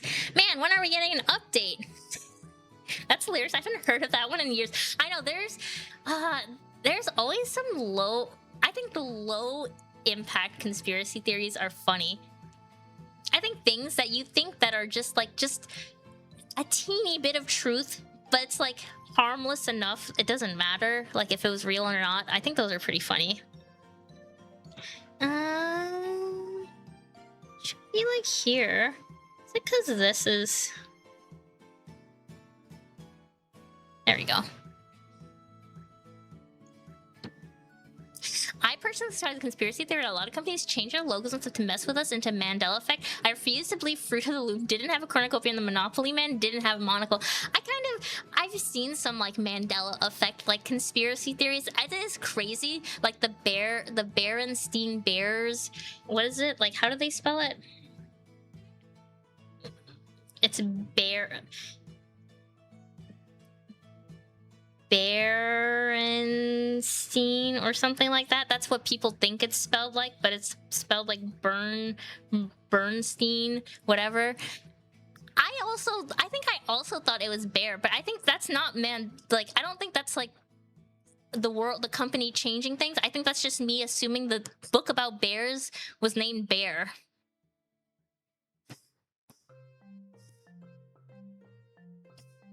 Just like the conspiracy that Elden Ring called the Mount Torrent to block people who I could, like things like that. I could see that. I really could see that. There's like one for there's a similar one in K-pop. There's a girl group called G-Idol. And they're like, when you spell it in Korean, it's Yoja Idol, which means girl idol. And they released a song called Naked or Nude. Nude. And so like you would search the song like to search it in Korean, you'd search girl idol nude, and so then their song would come up instead of like, you know, people trying to find pictures of girl idols being nude. I can believe that theory, that it is in fact to block that search. God, it's the song with crazy rhythm again that's like giving me psychic damage. Where is this from? Golf results, Wii Sports. You should be able to change your Google date to be able to search things before a media or something became popular. Yeah. I think there's info sites where you can search it. I'm sure there are. But things like that, I could believe. My tinfoil hat's on for it. I'm a believer.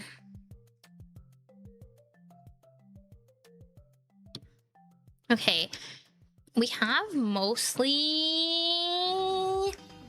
the face and base done. I'm really happy with that. I have to still draw the mouth, and I haven't had the time to draw the mouth pieces.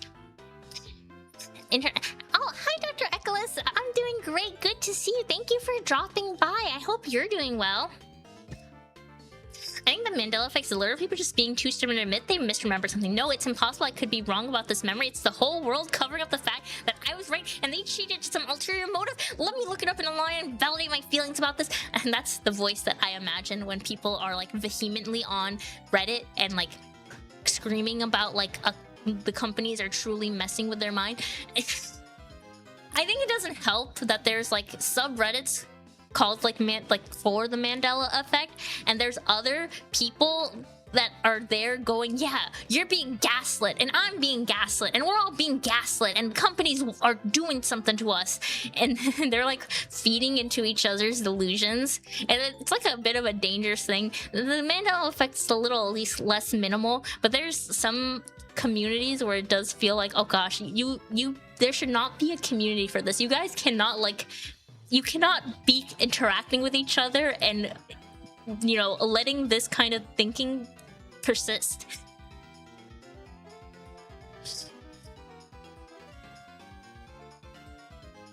They're clearly messing with us. Somebody remember like that, which I don't think there's a coincidence. I think it just has to do...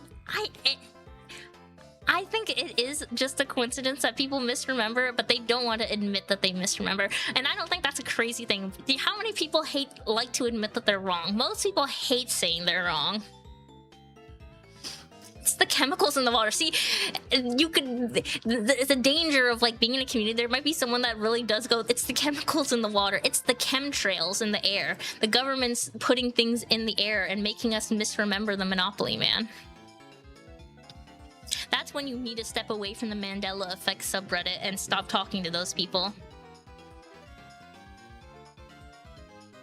Gosh, I don't think this subreddit's around anymore, but there used to be like a subreddit and like TikToks about essential oils, and people would talk. This was like a decade ago, and there would be, it wasn't TikToks, but YouTube videos, I guess, at that time. And there would be videos about like essential oils and people thinking these essential oils can cure them. And they talk all about how this special essential oil is good for curing this disease. And I'm like, oh my gosh, these are just like literal like smells that we can't like think that this is curing diseases. There was a time I was in an Uber ride and I said I am a scientist. And I'll always remember this. The woman like looked at me really happy and she's like, are you like, do you know stuff about essential oils?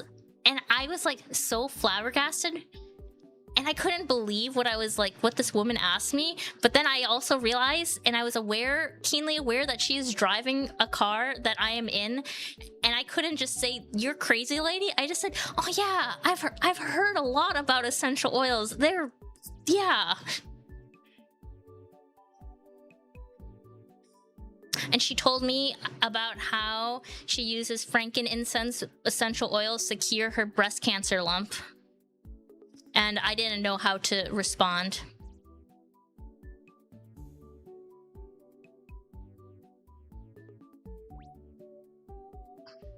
I just said, oh. Okay.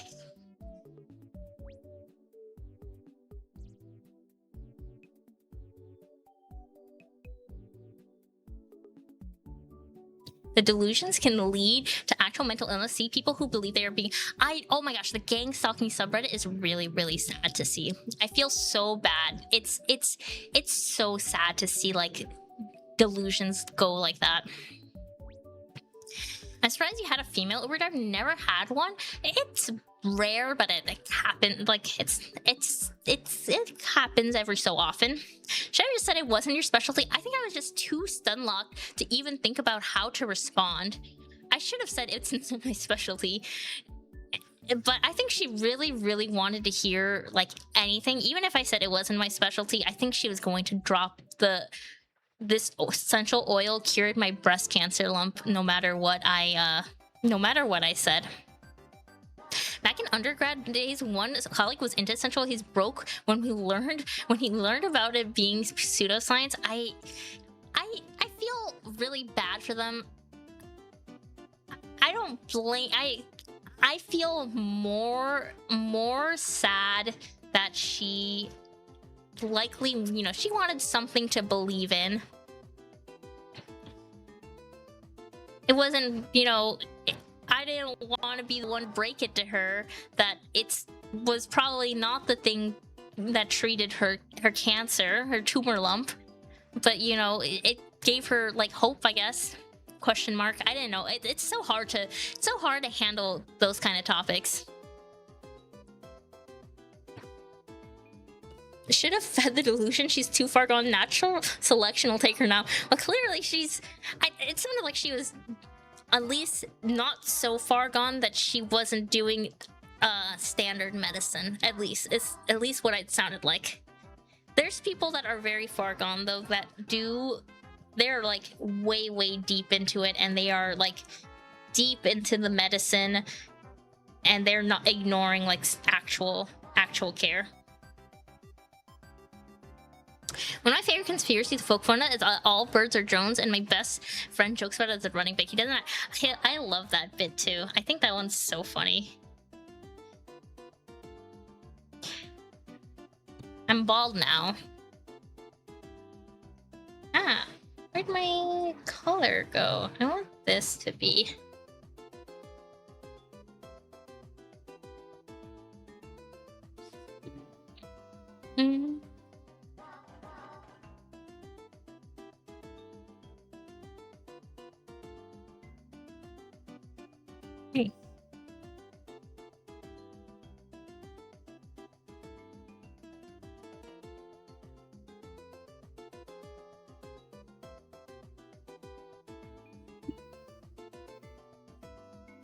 Absolutely. It feels bad. It's more harmful if they don't get someone to explain certain things. Yeah, I think, you know, it's hard to gauge the kind of relationship with an Uber driver. I was like, I can't be the one to like break this to her, and I also don't want to like do anything that's gonna cause her to go crazy while she's driving. This is not the time or place. It's all about the time or place.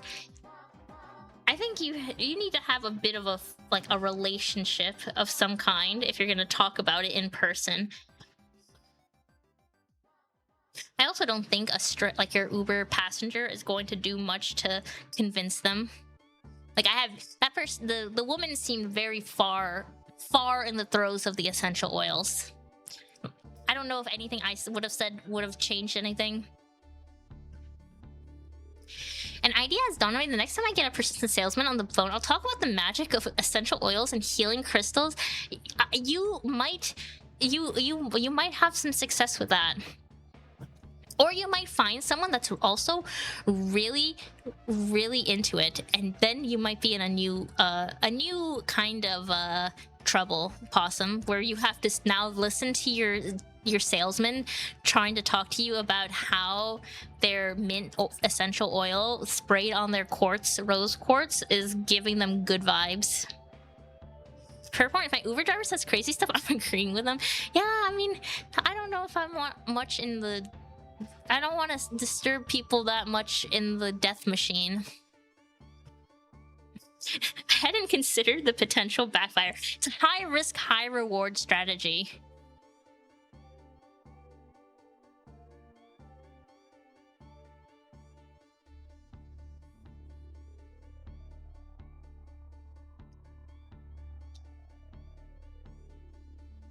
No, wrong color. I want to just do the back color, and then I think we will wrap it up. I gotta wrap it up soon. I want to do some MapleStory bossing. I've been playing a lot of MapleStory lately.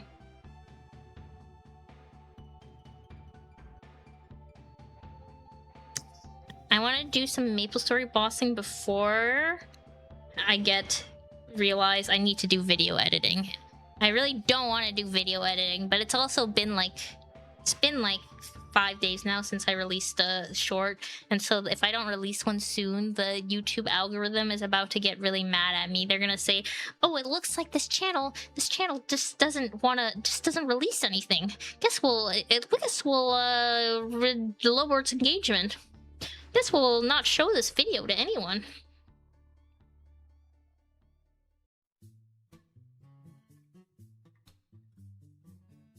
I have to pick which one I want to release. I think I want to release the one that about Academia Crisis. Actually kind of did numbers. 10K. I know it's not a lot in the grand scheme of things, but it was a lot for me.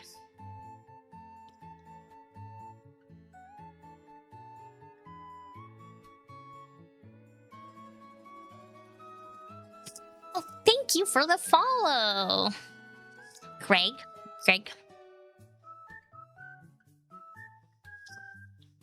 If the people believe in crystal stuff, just let them. It's probably placebo. If it makes them feel better, it's fine. When the souls, people believe in the crystals. Again, it's usually just placebo that makes the people feel better. I just don't want it, like, if it doesn't cause any harm, it does, like, good. That's it. When's the Souls Like Mouse game coming back? I really wanted to play it this week, but I don't think I'll have time. I'm gonna try to play it again. It's probably, we'll have to wait until after summer break. I will, again, I'm just gonna reiterate, I'm gonna be out from this Saturday. I'm traveling, and then I won't be back home into my Petri dish main PC until early August, not mid-August, early August.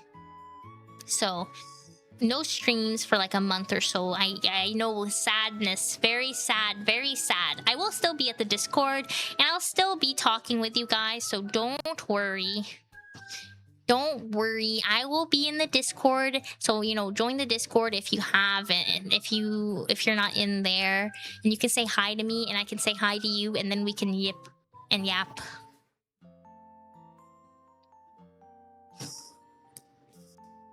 And this autoclave. Oh my gosh, Dr. Echolas. Maybe that brings me back to 2012. Oh, and you got me! Wow. 56! That brings me back to 2012. MapleStory is really fun. If you haven't played it recently, it's really fun. It's really time consuming, but it's really fun. I love bossing in MapleStory. That's like one of my favorite things. I should stream it one of these days. The bossing is just so fun. The game has changed a lot since 2012, if you haven't played it since. It used to be like the relaxing little, basically cute little video game chatting simulator, but now it's like it has actual gameplay.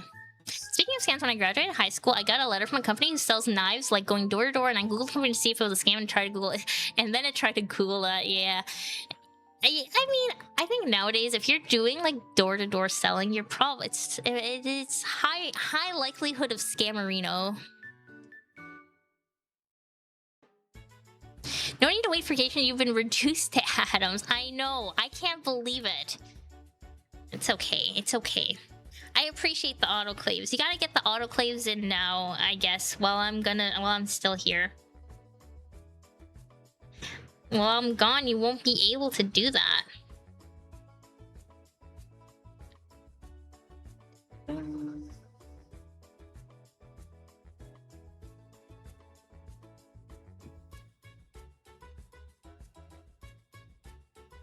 I need a way for you guys to autoclave me in the Discord. It's just, I guess you can use the sticker, but it's not the same. It's not the same. I have to figure out a way. I'm gonna make a way to make it a bit smarter. Doki Doki Literature Club gameplay when? I don't think think Doki Doki Literature Club is as fun if you've never, like, if someone already played it. Like, I feel like the fun of, like, watching someone play it is they're experiencing it for the first time. Okay. Why is this showing? Make it a GIF, maybe? I'm thinking, like, I could... I have an idea for it, but I'm not, like, the greatest... I have to think about it, because it's easy to make it a GIF and a sticker. I have the sticker and GIF, but I want something deeper than that, and so I have to think. Was I specifically if they were a pyramid scheme? They weren't. I mean, if you have to say you're not a pyramid scheme, yeah, I think something's wrong. It's a very hard game to recommend, especially to male friends. Oh, I mean, it's cute anime girls. Like, I feel like it's not... But I guess maybe the visual novels are always kind of hard to recommend to people. I wish visual novels were a better, like, game. I wish it was better gameplay to stream visual novels. I really like them, but it's so hard to, like... I mean, that's just me reading a book out loud to you guys, and with like pictures. It's not the most riveting gameplay.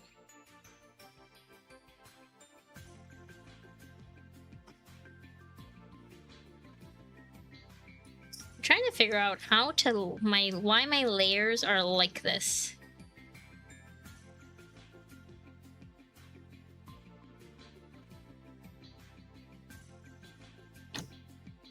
It's because I need something to cover this, I think. No, I'm trying to select layer.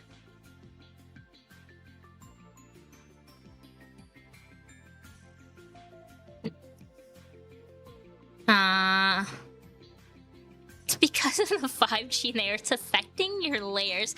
It's the 5G, the darn 5G. It's causing my hair to fall out on my chibi model. Oh, hold on, I gotta cover it up.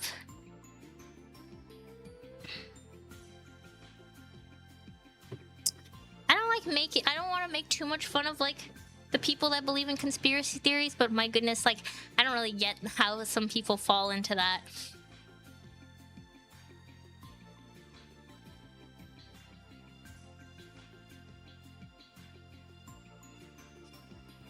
When I watch videos of chemtrails people, and if you're not familiar with chemtrails, it's like the people that believe big government is spraying miscellaneous material into the air and trying to keep us, like, I don't know, down? Question mark. You'll have to ask them. And then I watch the videos, and it's people talking about how yesterday they were all fine and dandy, and then now the government sprayed something in the air, and now they've got dry skin and psoriasis. And I'm like, I think you just have dry skin and psoriasis. I don't think it has to do with the air. I think it's just you needing to moisturize.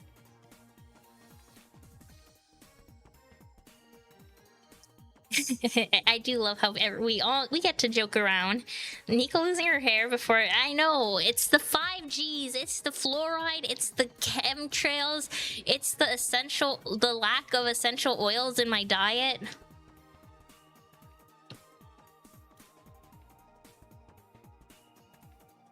Everything's wrong.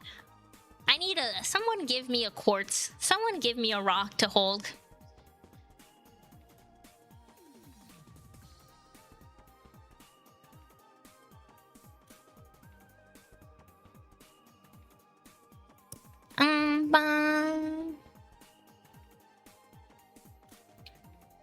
I need to moisturize the back.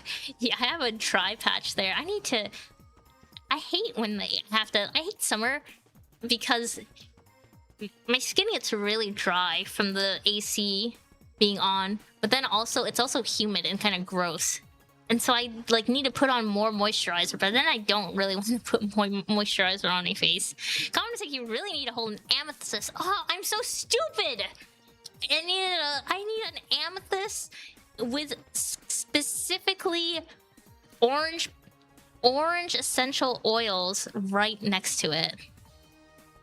And I also need to hold sage. Just an unlit bundle of sage.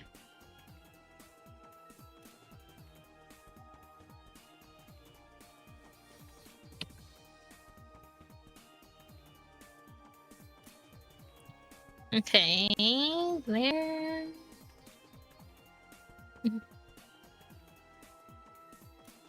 You know your stuff. Something about that is just so great. Yeah, you really know your stuff, huh?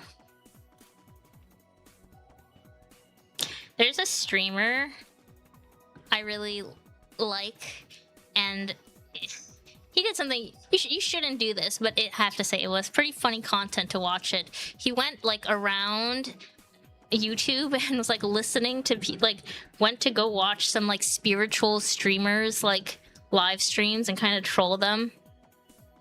And they really do say some crazy things in those live streams. It's like a whole different world. I always think it's kind of fascinating. They're living a whole different world than me. I had no idea what they were talking about.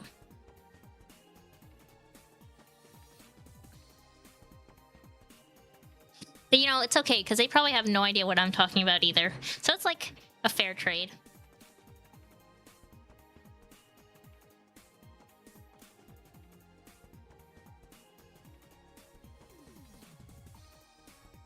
They're putting the chemicals in water, turning the frogs gay. The frogs. That's what Pride Month is all about.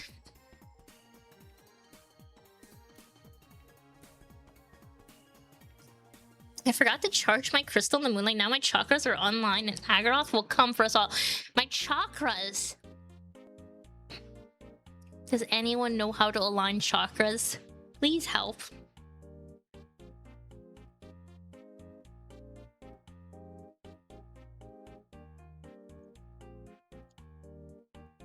It does sound fair.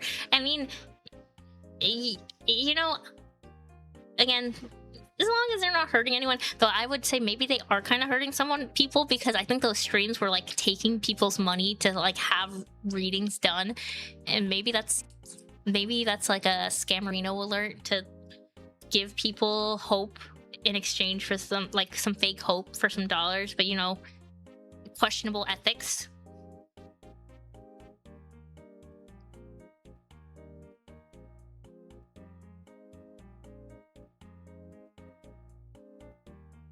Fix the line here. I don't like how it's all weird.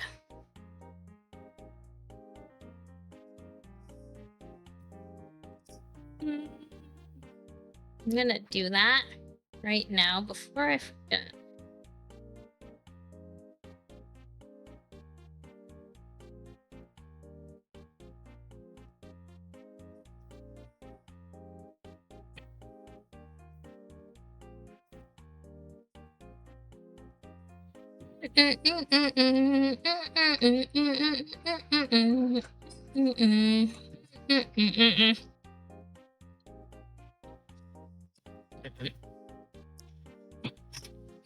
Any research papers on balancing the humors? Yeah, I need all of you guys to get your biles up. We're in a bile society. Get your yellow biles and black biles up. No more blood, no more phlegm, more bile. Post bile society. Or no, not post. We're post blood phlegm society.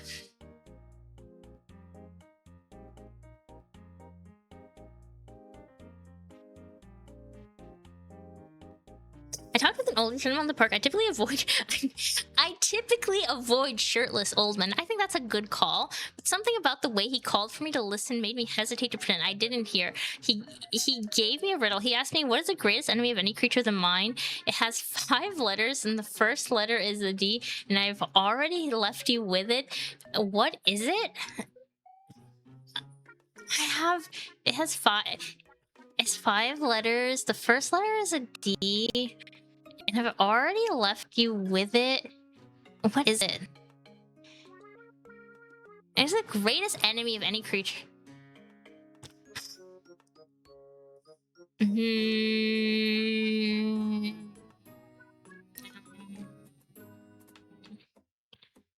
What storybook did that guy walk into?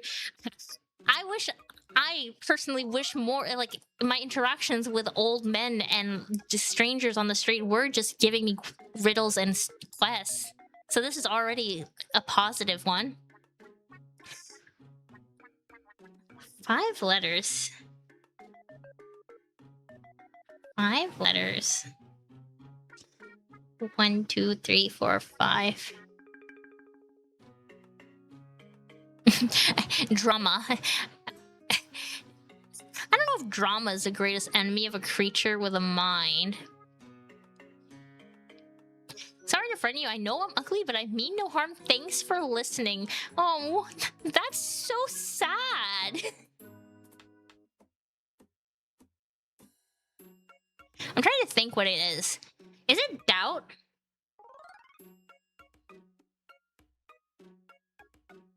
The answer is doubt. Ah. I just did that through Wordle thinking of like what starts with a D, and it's probably some kind of abstract stuff. Rose of middle. No, don't make fun of the dude. I appreciate shirtless old man in the story who gives riddles to inquisitive passerbys. I would like to be a quest giver. I'd like to give riddles to strangers. I wish life was like a Layton game where I just talk to people and they give me a puzzle. Wouldn't that make interactions just so much better until you're stuck and then you're trapped forever with this person as they wait for you to finish their riddle?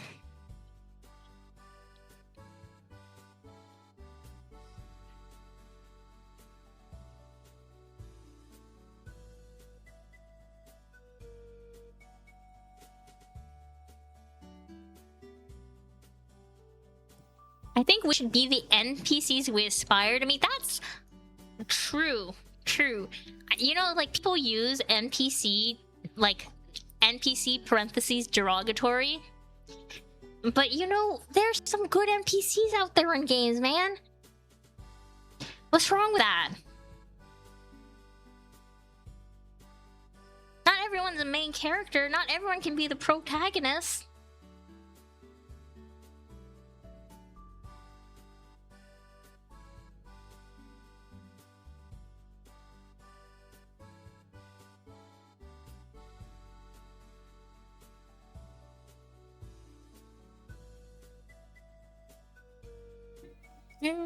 There's infinite dialogue options we are knowingly skipping every day.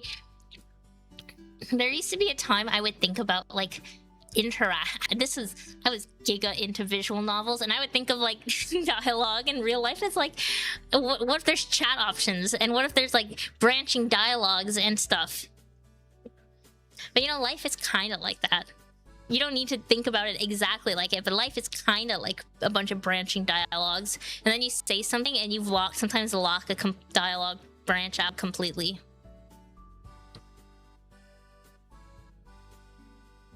I'm the NPC at the start of Elden Ring calling everyone maidenless.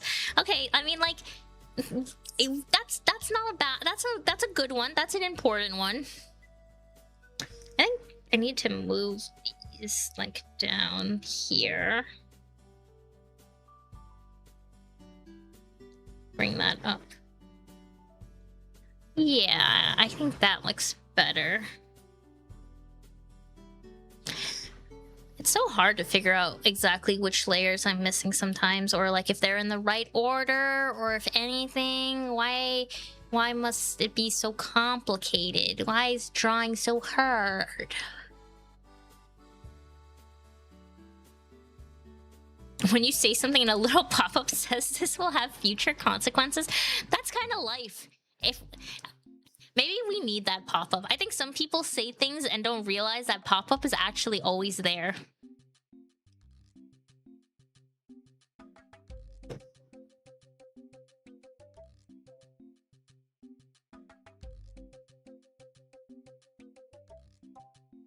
At least the games have the decency to warn you exactly.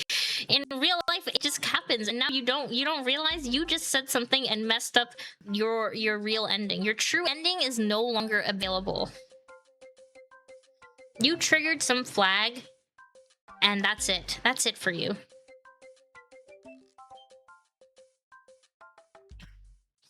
Okay. We can never take anything back once we say it. We can't. When I was in school, in elementary school, they did that, like, a teacher did a lesson about, like, life is like a toothpaste, and then they, like, you know, pushed out everything from a toothpaste and said, that's what happens when you just say things. Like, you might regret it, and then you can't put it back in. And when I was little, I went like, oh my God, she's so wise, and she's so wise and real and true. That's so right. And that stuck with me like forever. And I think I saw her in high school, and I told her about that, and she's like, oh, I don't even remember doing that lesson. She's like, I think I did that once in your year, and then I never did it again. It's like, oh, okay. But it really stuck with me, ma'am.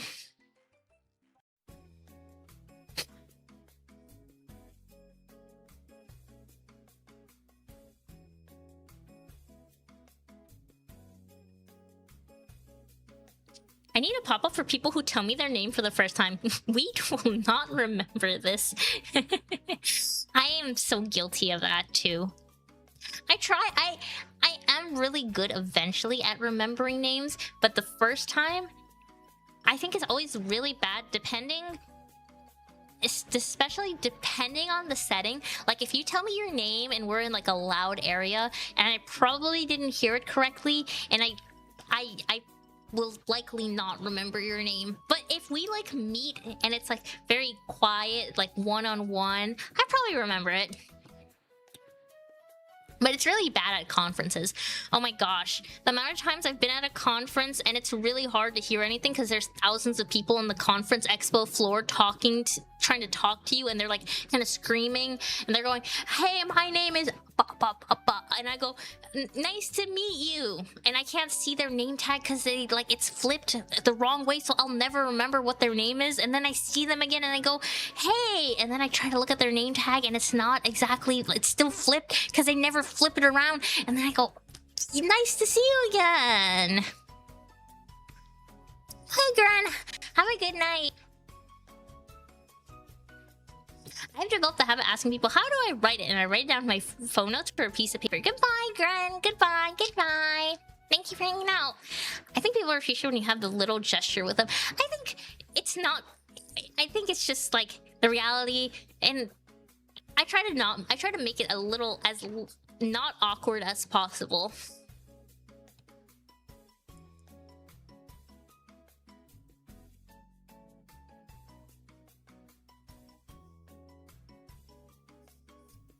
I have to make a dedicated effort to remember a new person's name unless there's something you really need that makes it easy. It's something about names. My memory is pretty good in general. Sometimes I have to downplay my memory because I feel like I fear I'm gonna weird somebody out because I remember an interaction that they would not remember. And so I downplay it and go like, oh yeah, I remember you, but I don't want to tell them, oh yeah, I remember you. We shared a granola bar during the conference and you offered like to hang out at the poster with me, and I was really happy about that. But I just go like, oh yeah, we met at the conference.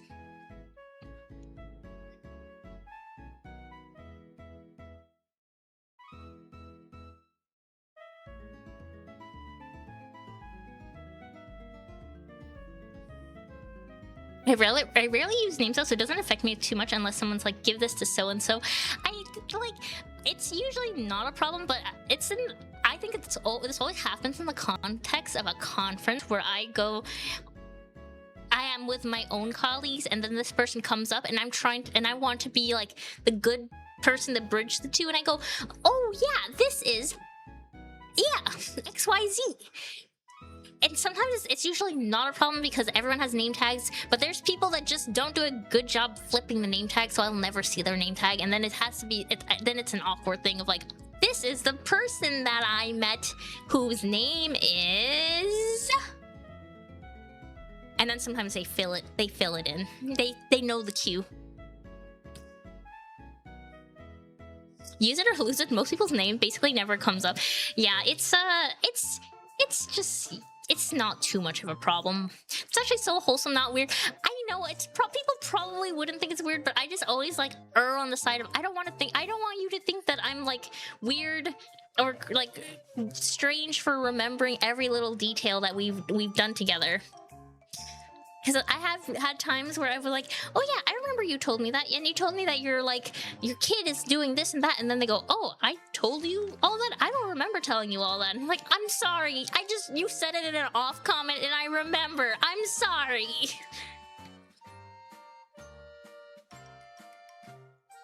I remember mostly some stuff like you mentioned, but stuff like studying specific dates and facts don't really stick. Dates are a bit hard for me. I'm really bad at remembering people's birthdays. That's my, like, I have my phone tell me everything about birthdays.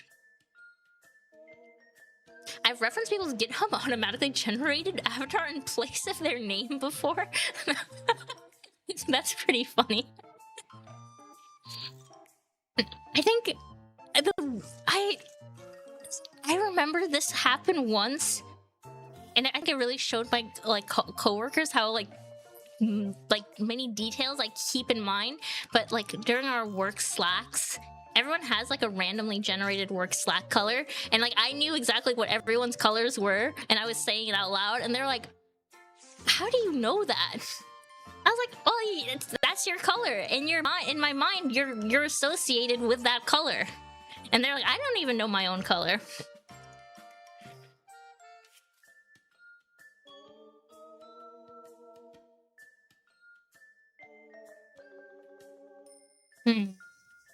Sorry, I'm just thinking.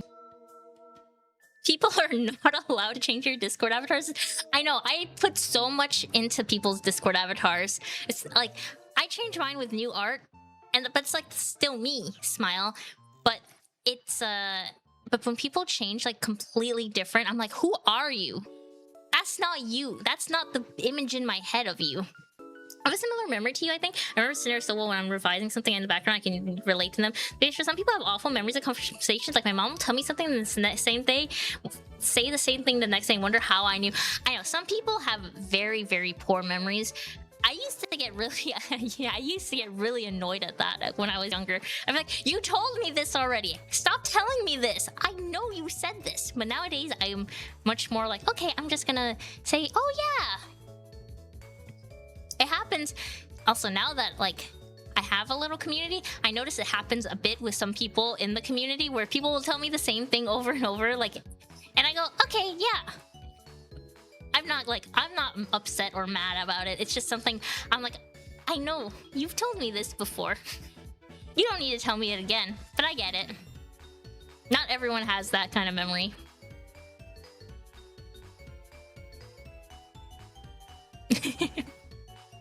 Slack, the notification sound sets off fight or flight. I also have fight or flight.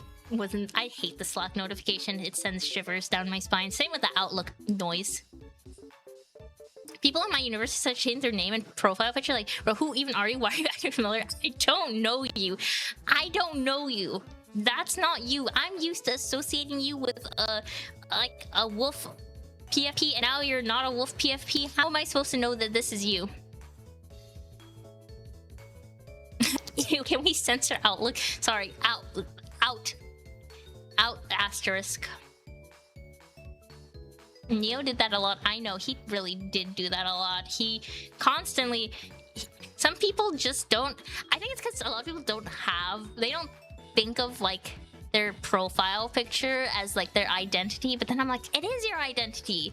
It's same with, like, any dress-up game. Usually, my experience with, like, online dress-up games is that I am veering towards, like, an outfit that I will wear forever. You know, like anytime I can dress up a character, I'm veering towards the look, and I don't end up changing the look for that character after I find it.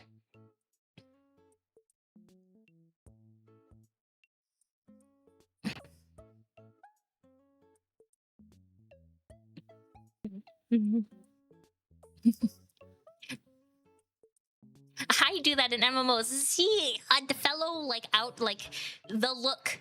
Some people don't do that though. They just have like they make up a bunch of different like outfits and looks and like they change it up and they don't even like sometimes I can understand at least you keep the same color scheme, but then they don't even keep the same color scheme and then I see them again in the game and I'm like, that's not you. You're a green person in my brain and now you're coming towards me and you're blue and I don't like it.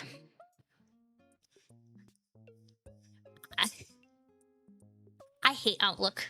Sorry to say the word out loud. It's so bad. It's so useless.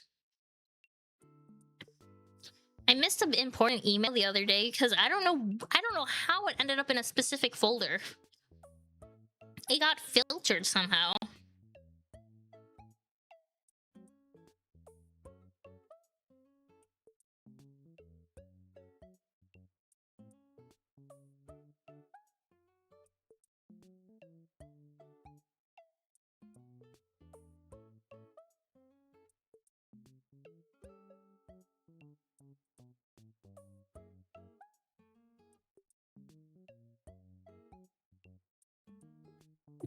I need to change that.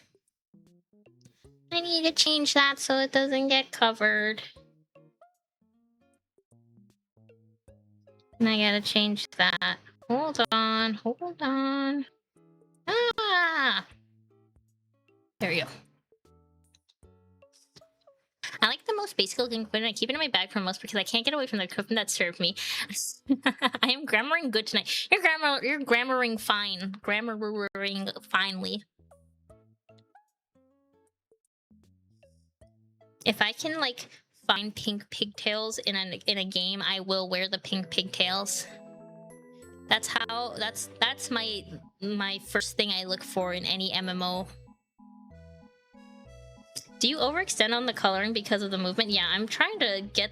It's gonna overextend. But yeah, for the face right here, there's a lot of extra movement. So you like to have a bit of a leeway on like how the face ends up moving because the shape changes a lot. And I'm gonna do the same on the hair because that one also ends up having a lot of special movement. It's not always super necessary, but it ends up usually being more helpful than not.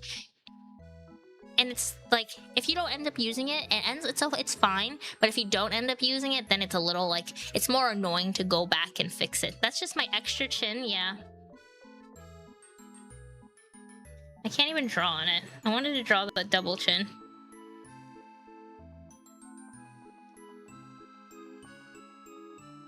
That's my double chin.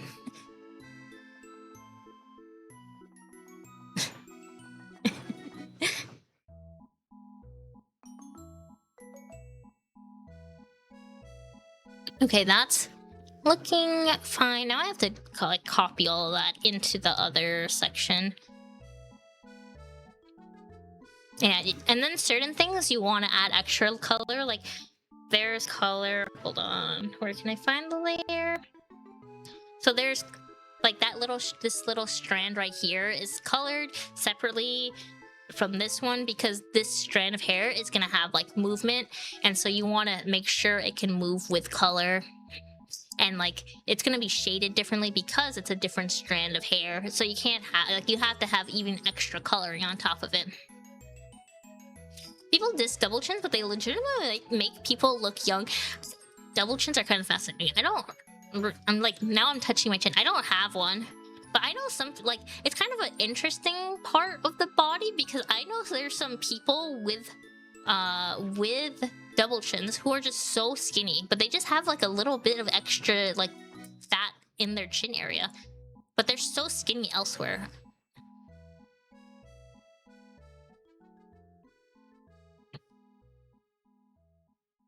If it's symmetrical, can you just not just color on one side and copy and then split down the middle? Yeah, I'm just gonna take all the layers from one side and then flip it over there. It's like the easiest way to do it. Sometimes I do end up coloring separately. I could have done it for more of it, but I just also wanted to color. Like, I think it's sometimes nice to just color. If I was working off stream, I'd be working more efficiently, but it's just kind of nice to yap and talk, you know? Oops. But for this Windtail, I'm probably just going to color. I'm just gonna copy and paste it off stream.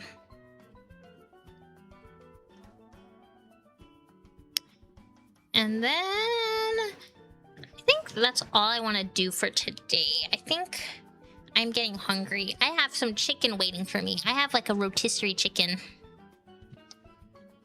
I've been really into this Korean rotisserie chicken. I didn't think it would be that different. Like, rotisserie chicken should be just rotisserie chicken, but Korean rotisserie chicken kind of hits differently. I don't know what it is. I think it's like the seasonings they use. It's just a little bit different. And also, it comes with scorched, like, rice at the bottom. I think they cook the chicken with the rice, and now it's, like, got a bunch of, like, chicken fat and, like, chicken seasonings it's cooked with, and it's all tasty and delicious and my favorite, and I'm gonna eat all of that today. We had scrambled egg and toast with ketchup for dinner. It's like breakfast for dinner. Nico, have you ever considered a bacteria bed coloring book? You could leave your uncolored chibis and models and outsource. I can outsource the work to you guys and just say, it's a coloring book, you guys. It's for fun. But then it's actually work for me. I don't know if that's ethical. I will say, though, a coloring book sounds fun. I'd love to do a coloring book. Maybe we can do something like that. I'd love to just, like, make some cute little things. I want to try Korean rotisserie chicken. It's really, really good. There's only one place I know that is, like, does it in my area, which is surprising for how many Korean places there are. Most places only do fried chicken, but it's so nice to have, like, the tasty seasonings, but it's, no, rotisserie and not fried. I think it's still not, it's kind of still high calorie because it's a lot of, like, fatty goodness, but it's good. It's also a lot of food. I think I have, like, 4 meals from this chicken. This is my last one. It's always annoying the week of travel. I don't really like buying groceries because I'm gonna leave. And so I just end up, like, ordering meals that I can eat quickly. The chins aren't gonna feed themselves. Yeah, I gotta grow out this double chin so I can be just like my chibi model. Okay, thanks you for hanging out tomorrow. I learned how foie gras is made and it made me sick. Okay, foie gras is delicious, but yeah, it's pretty sad how it's made. But man, is it really, really good. But it's not, it sucks how it's made. But it's really tasty. Okay, I will see you guys tomorrow, same time as usual with 7 p.m. I will be talking and yapping about science, and that one's trying to make another video. Last time I made a video about how I hate science, so this time I'm gonna make a video about how I love science, so we'll have fun tomorrow. And yeah, thanks for hanging out as usual. Bye bye bye bye bye bye bye bye bye bye bye.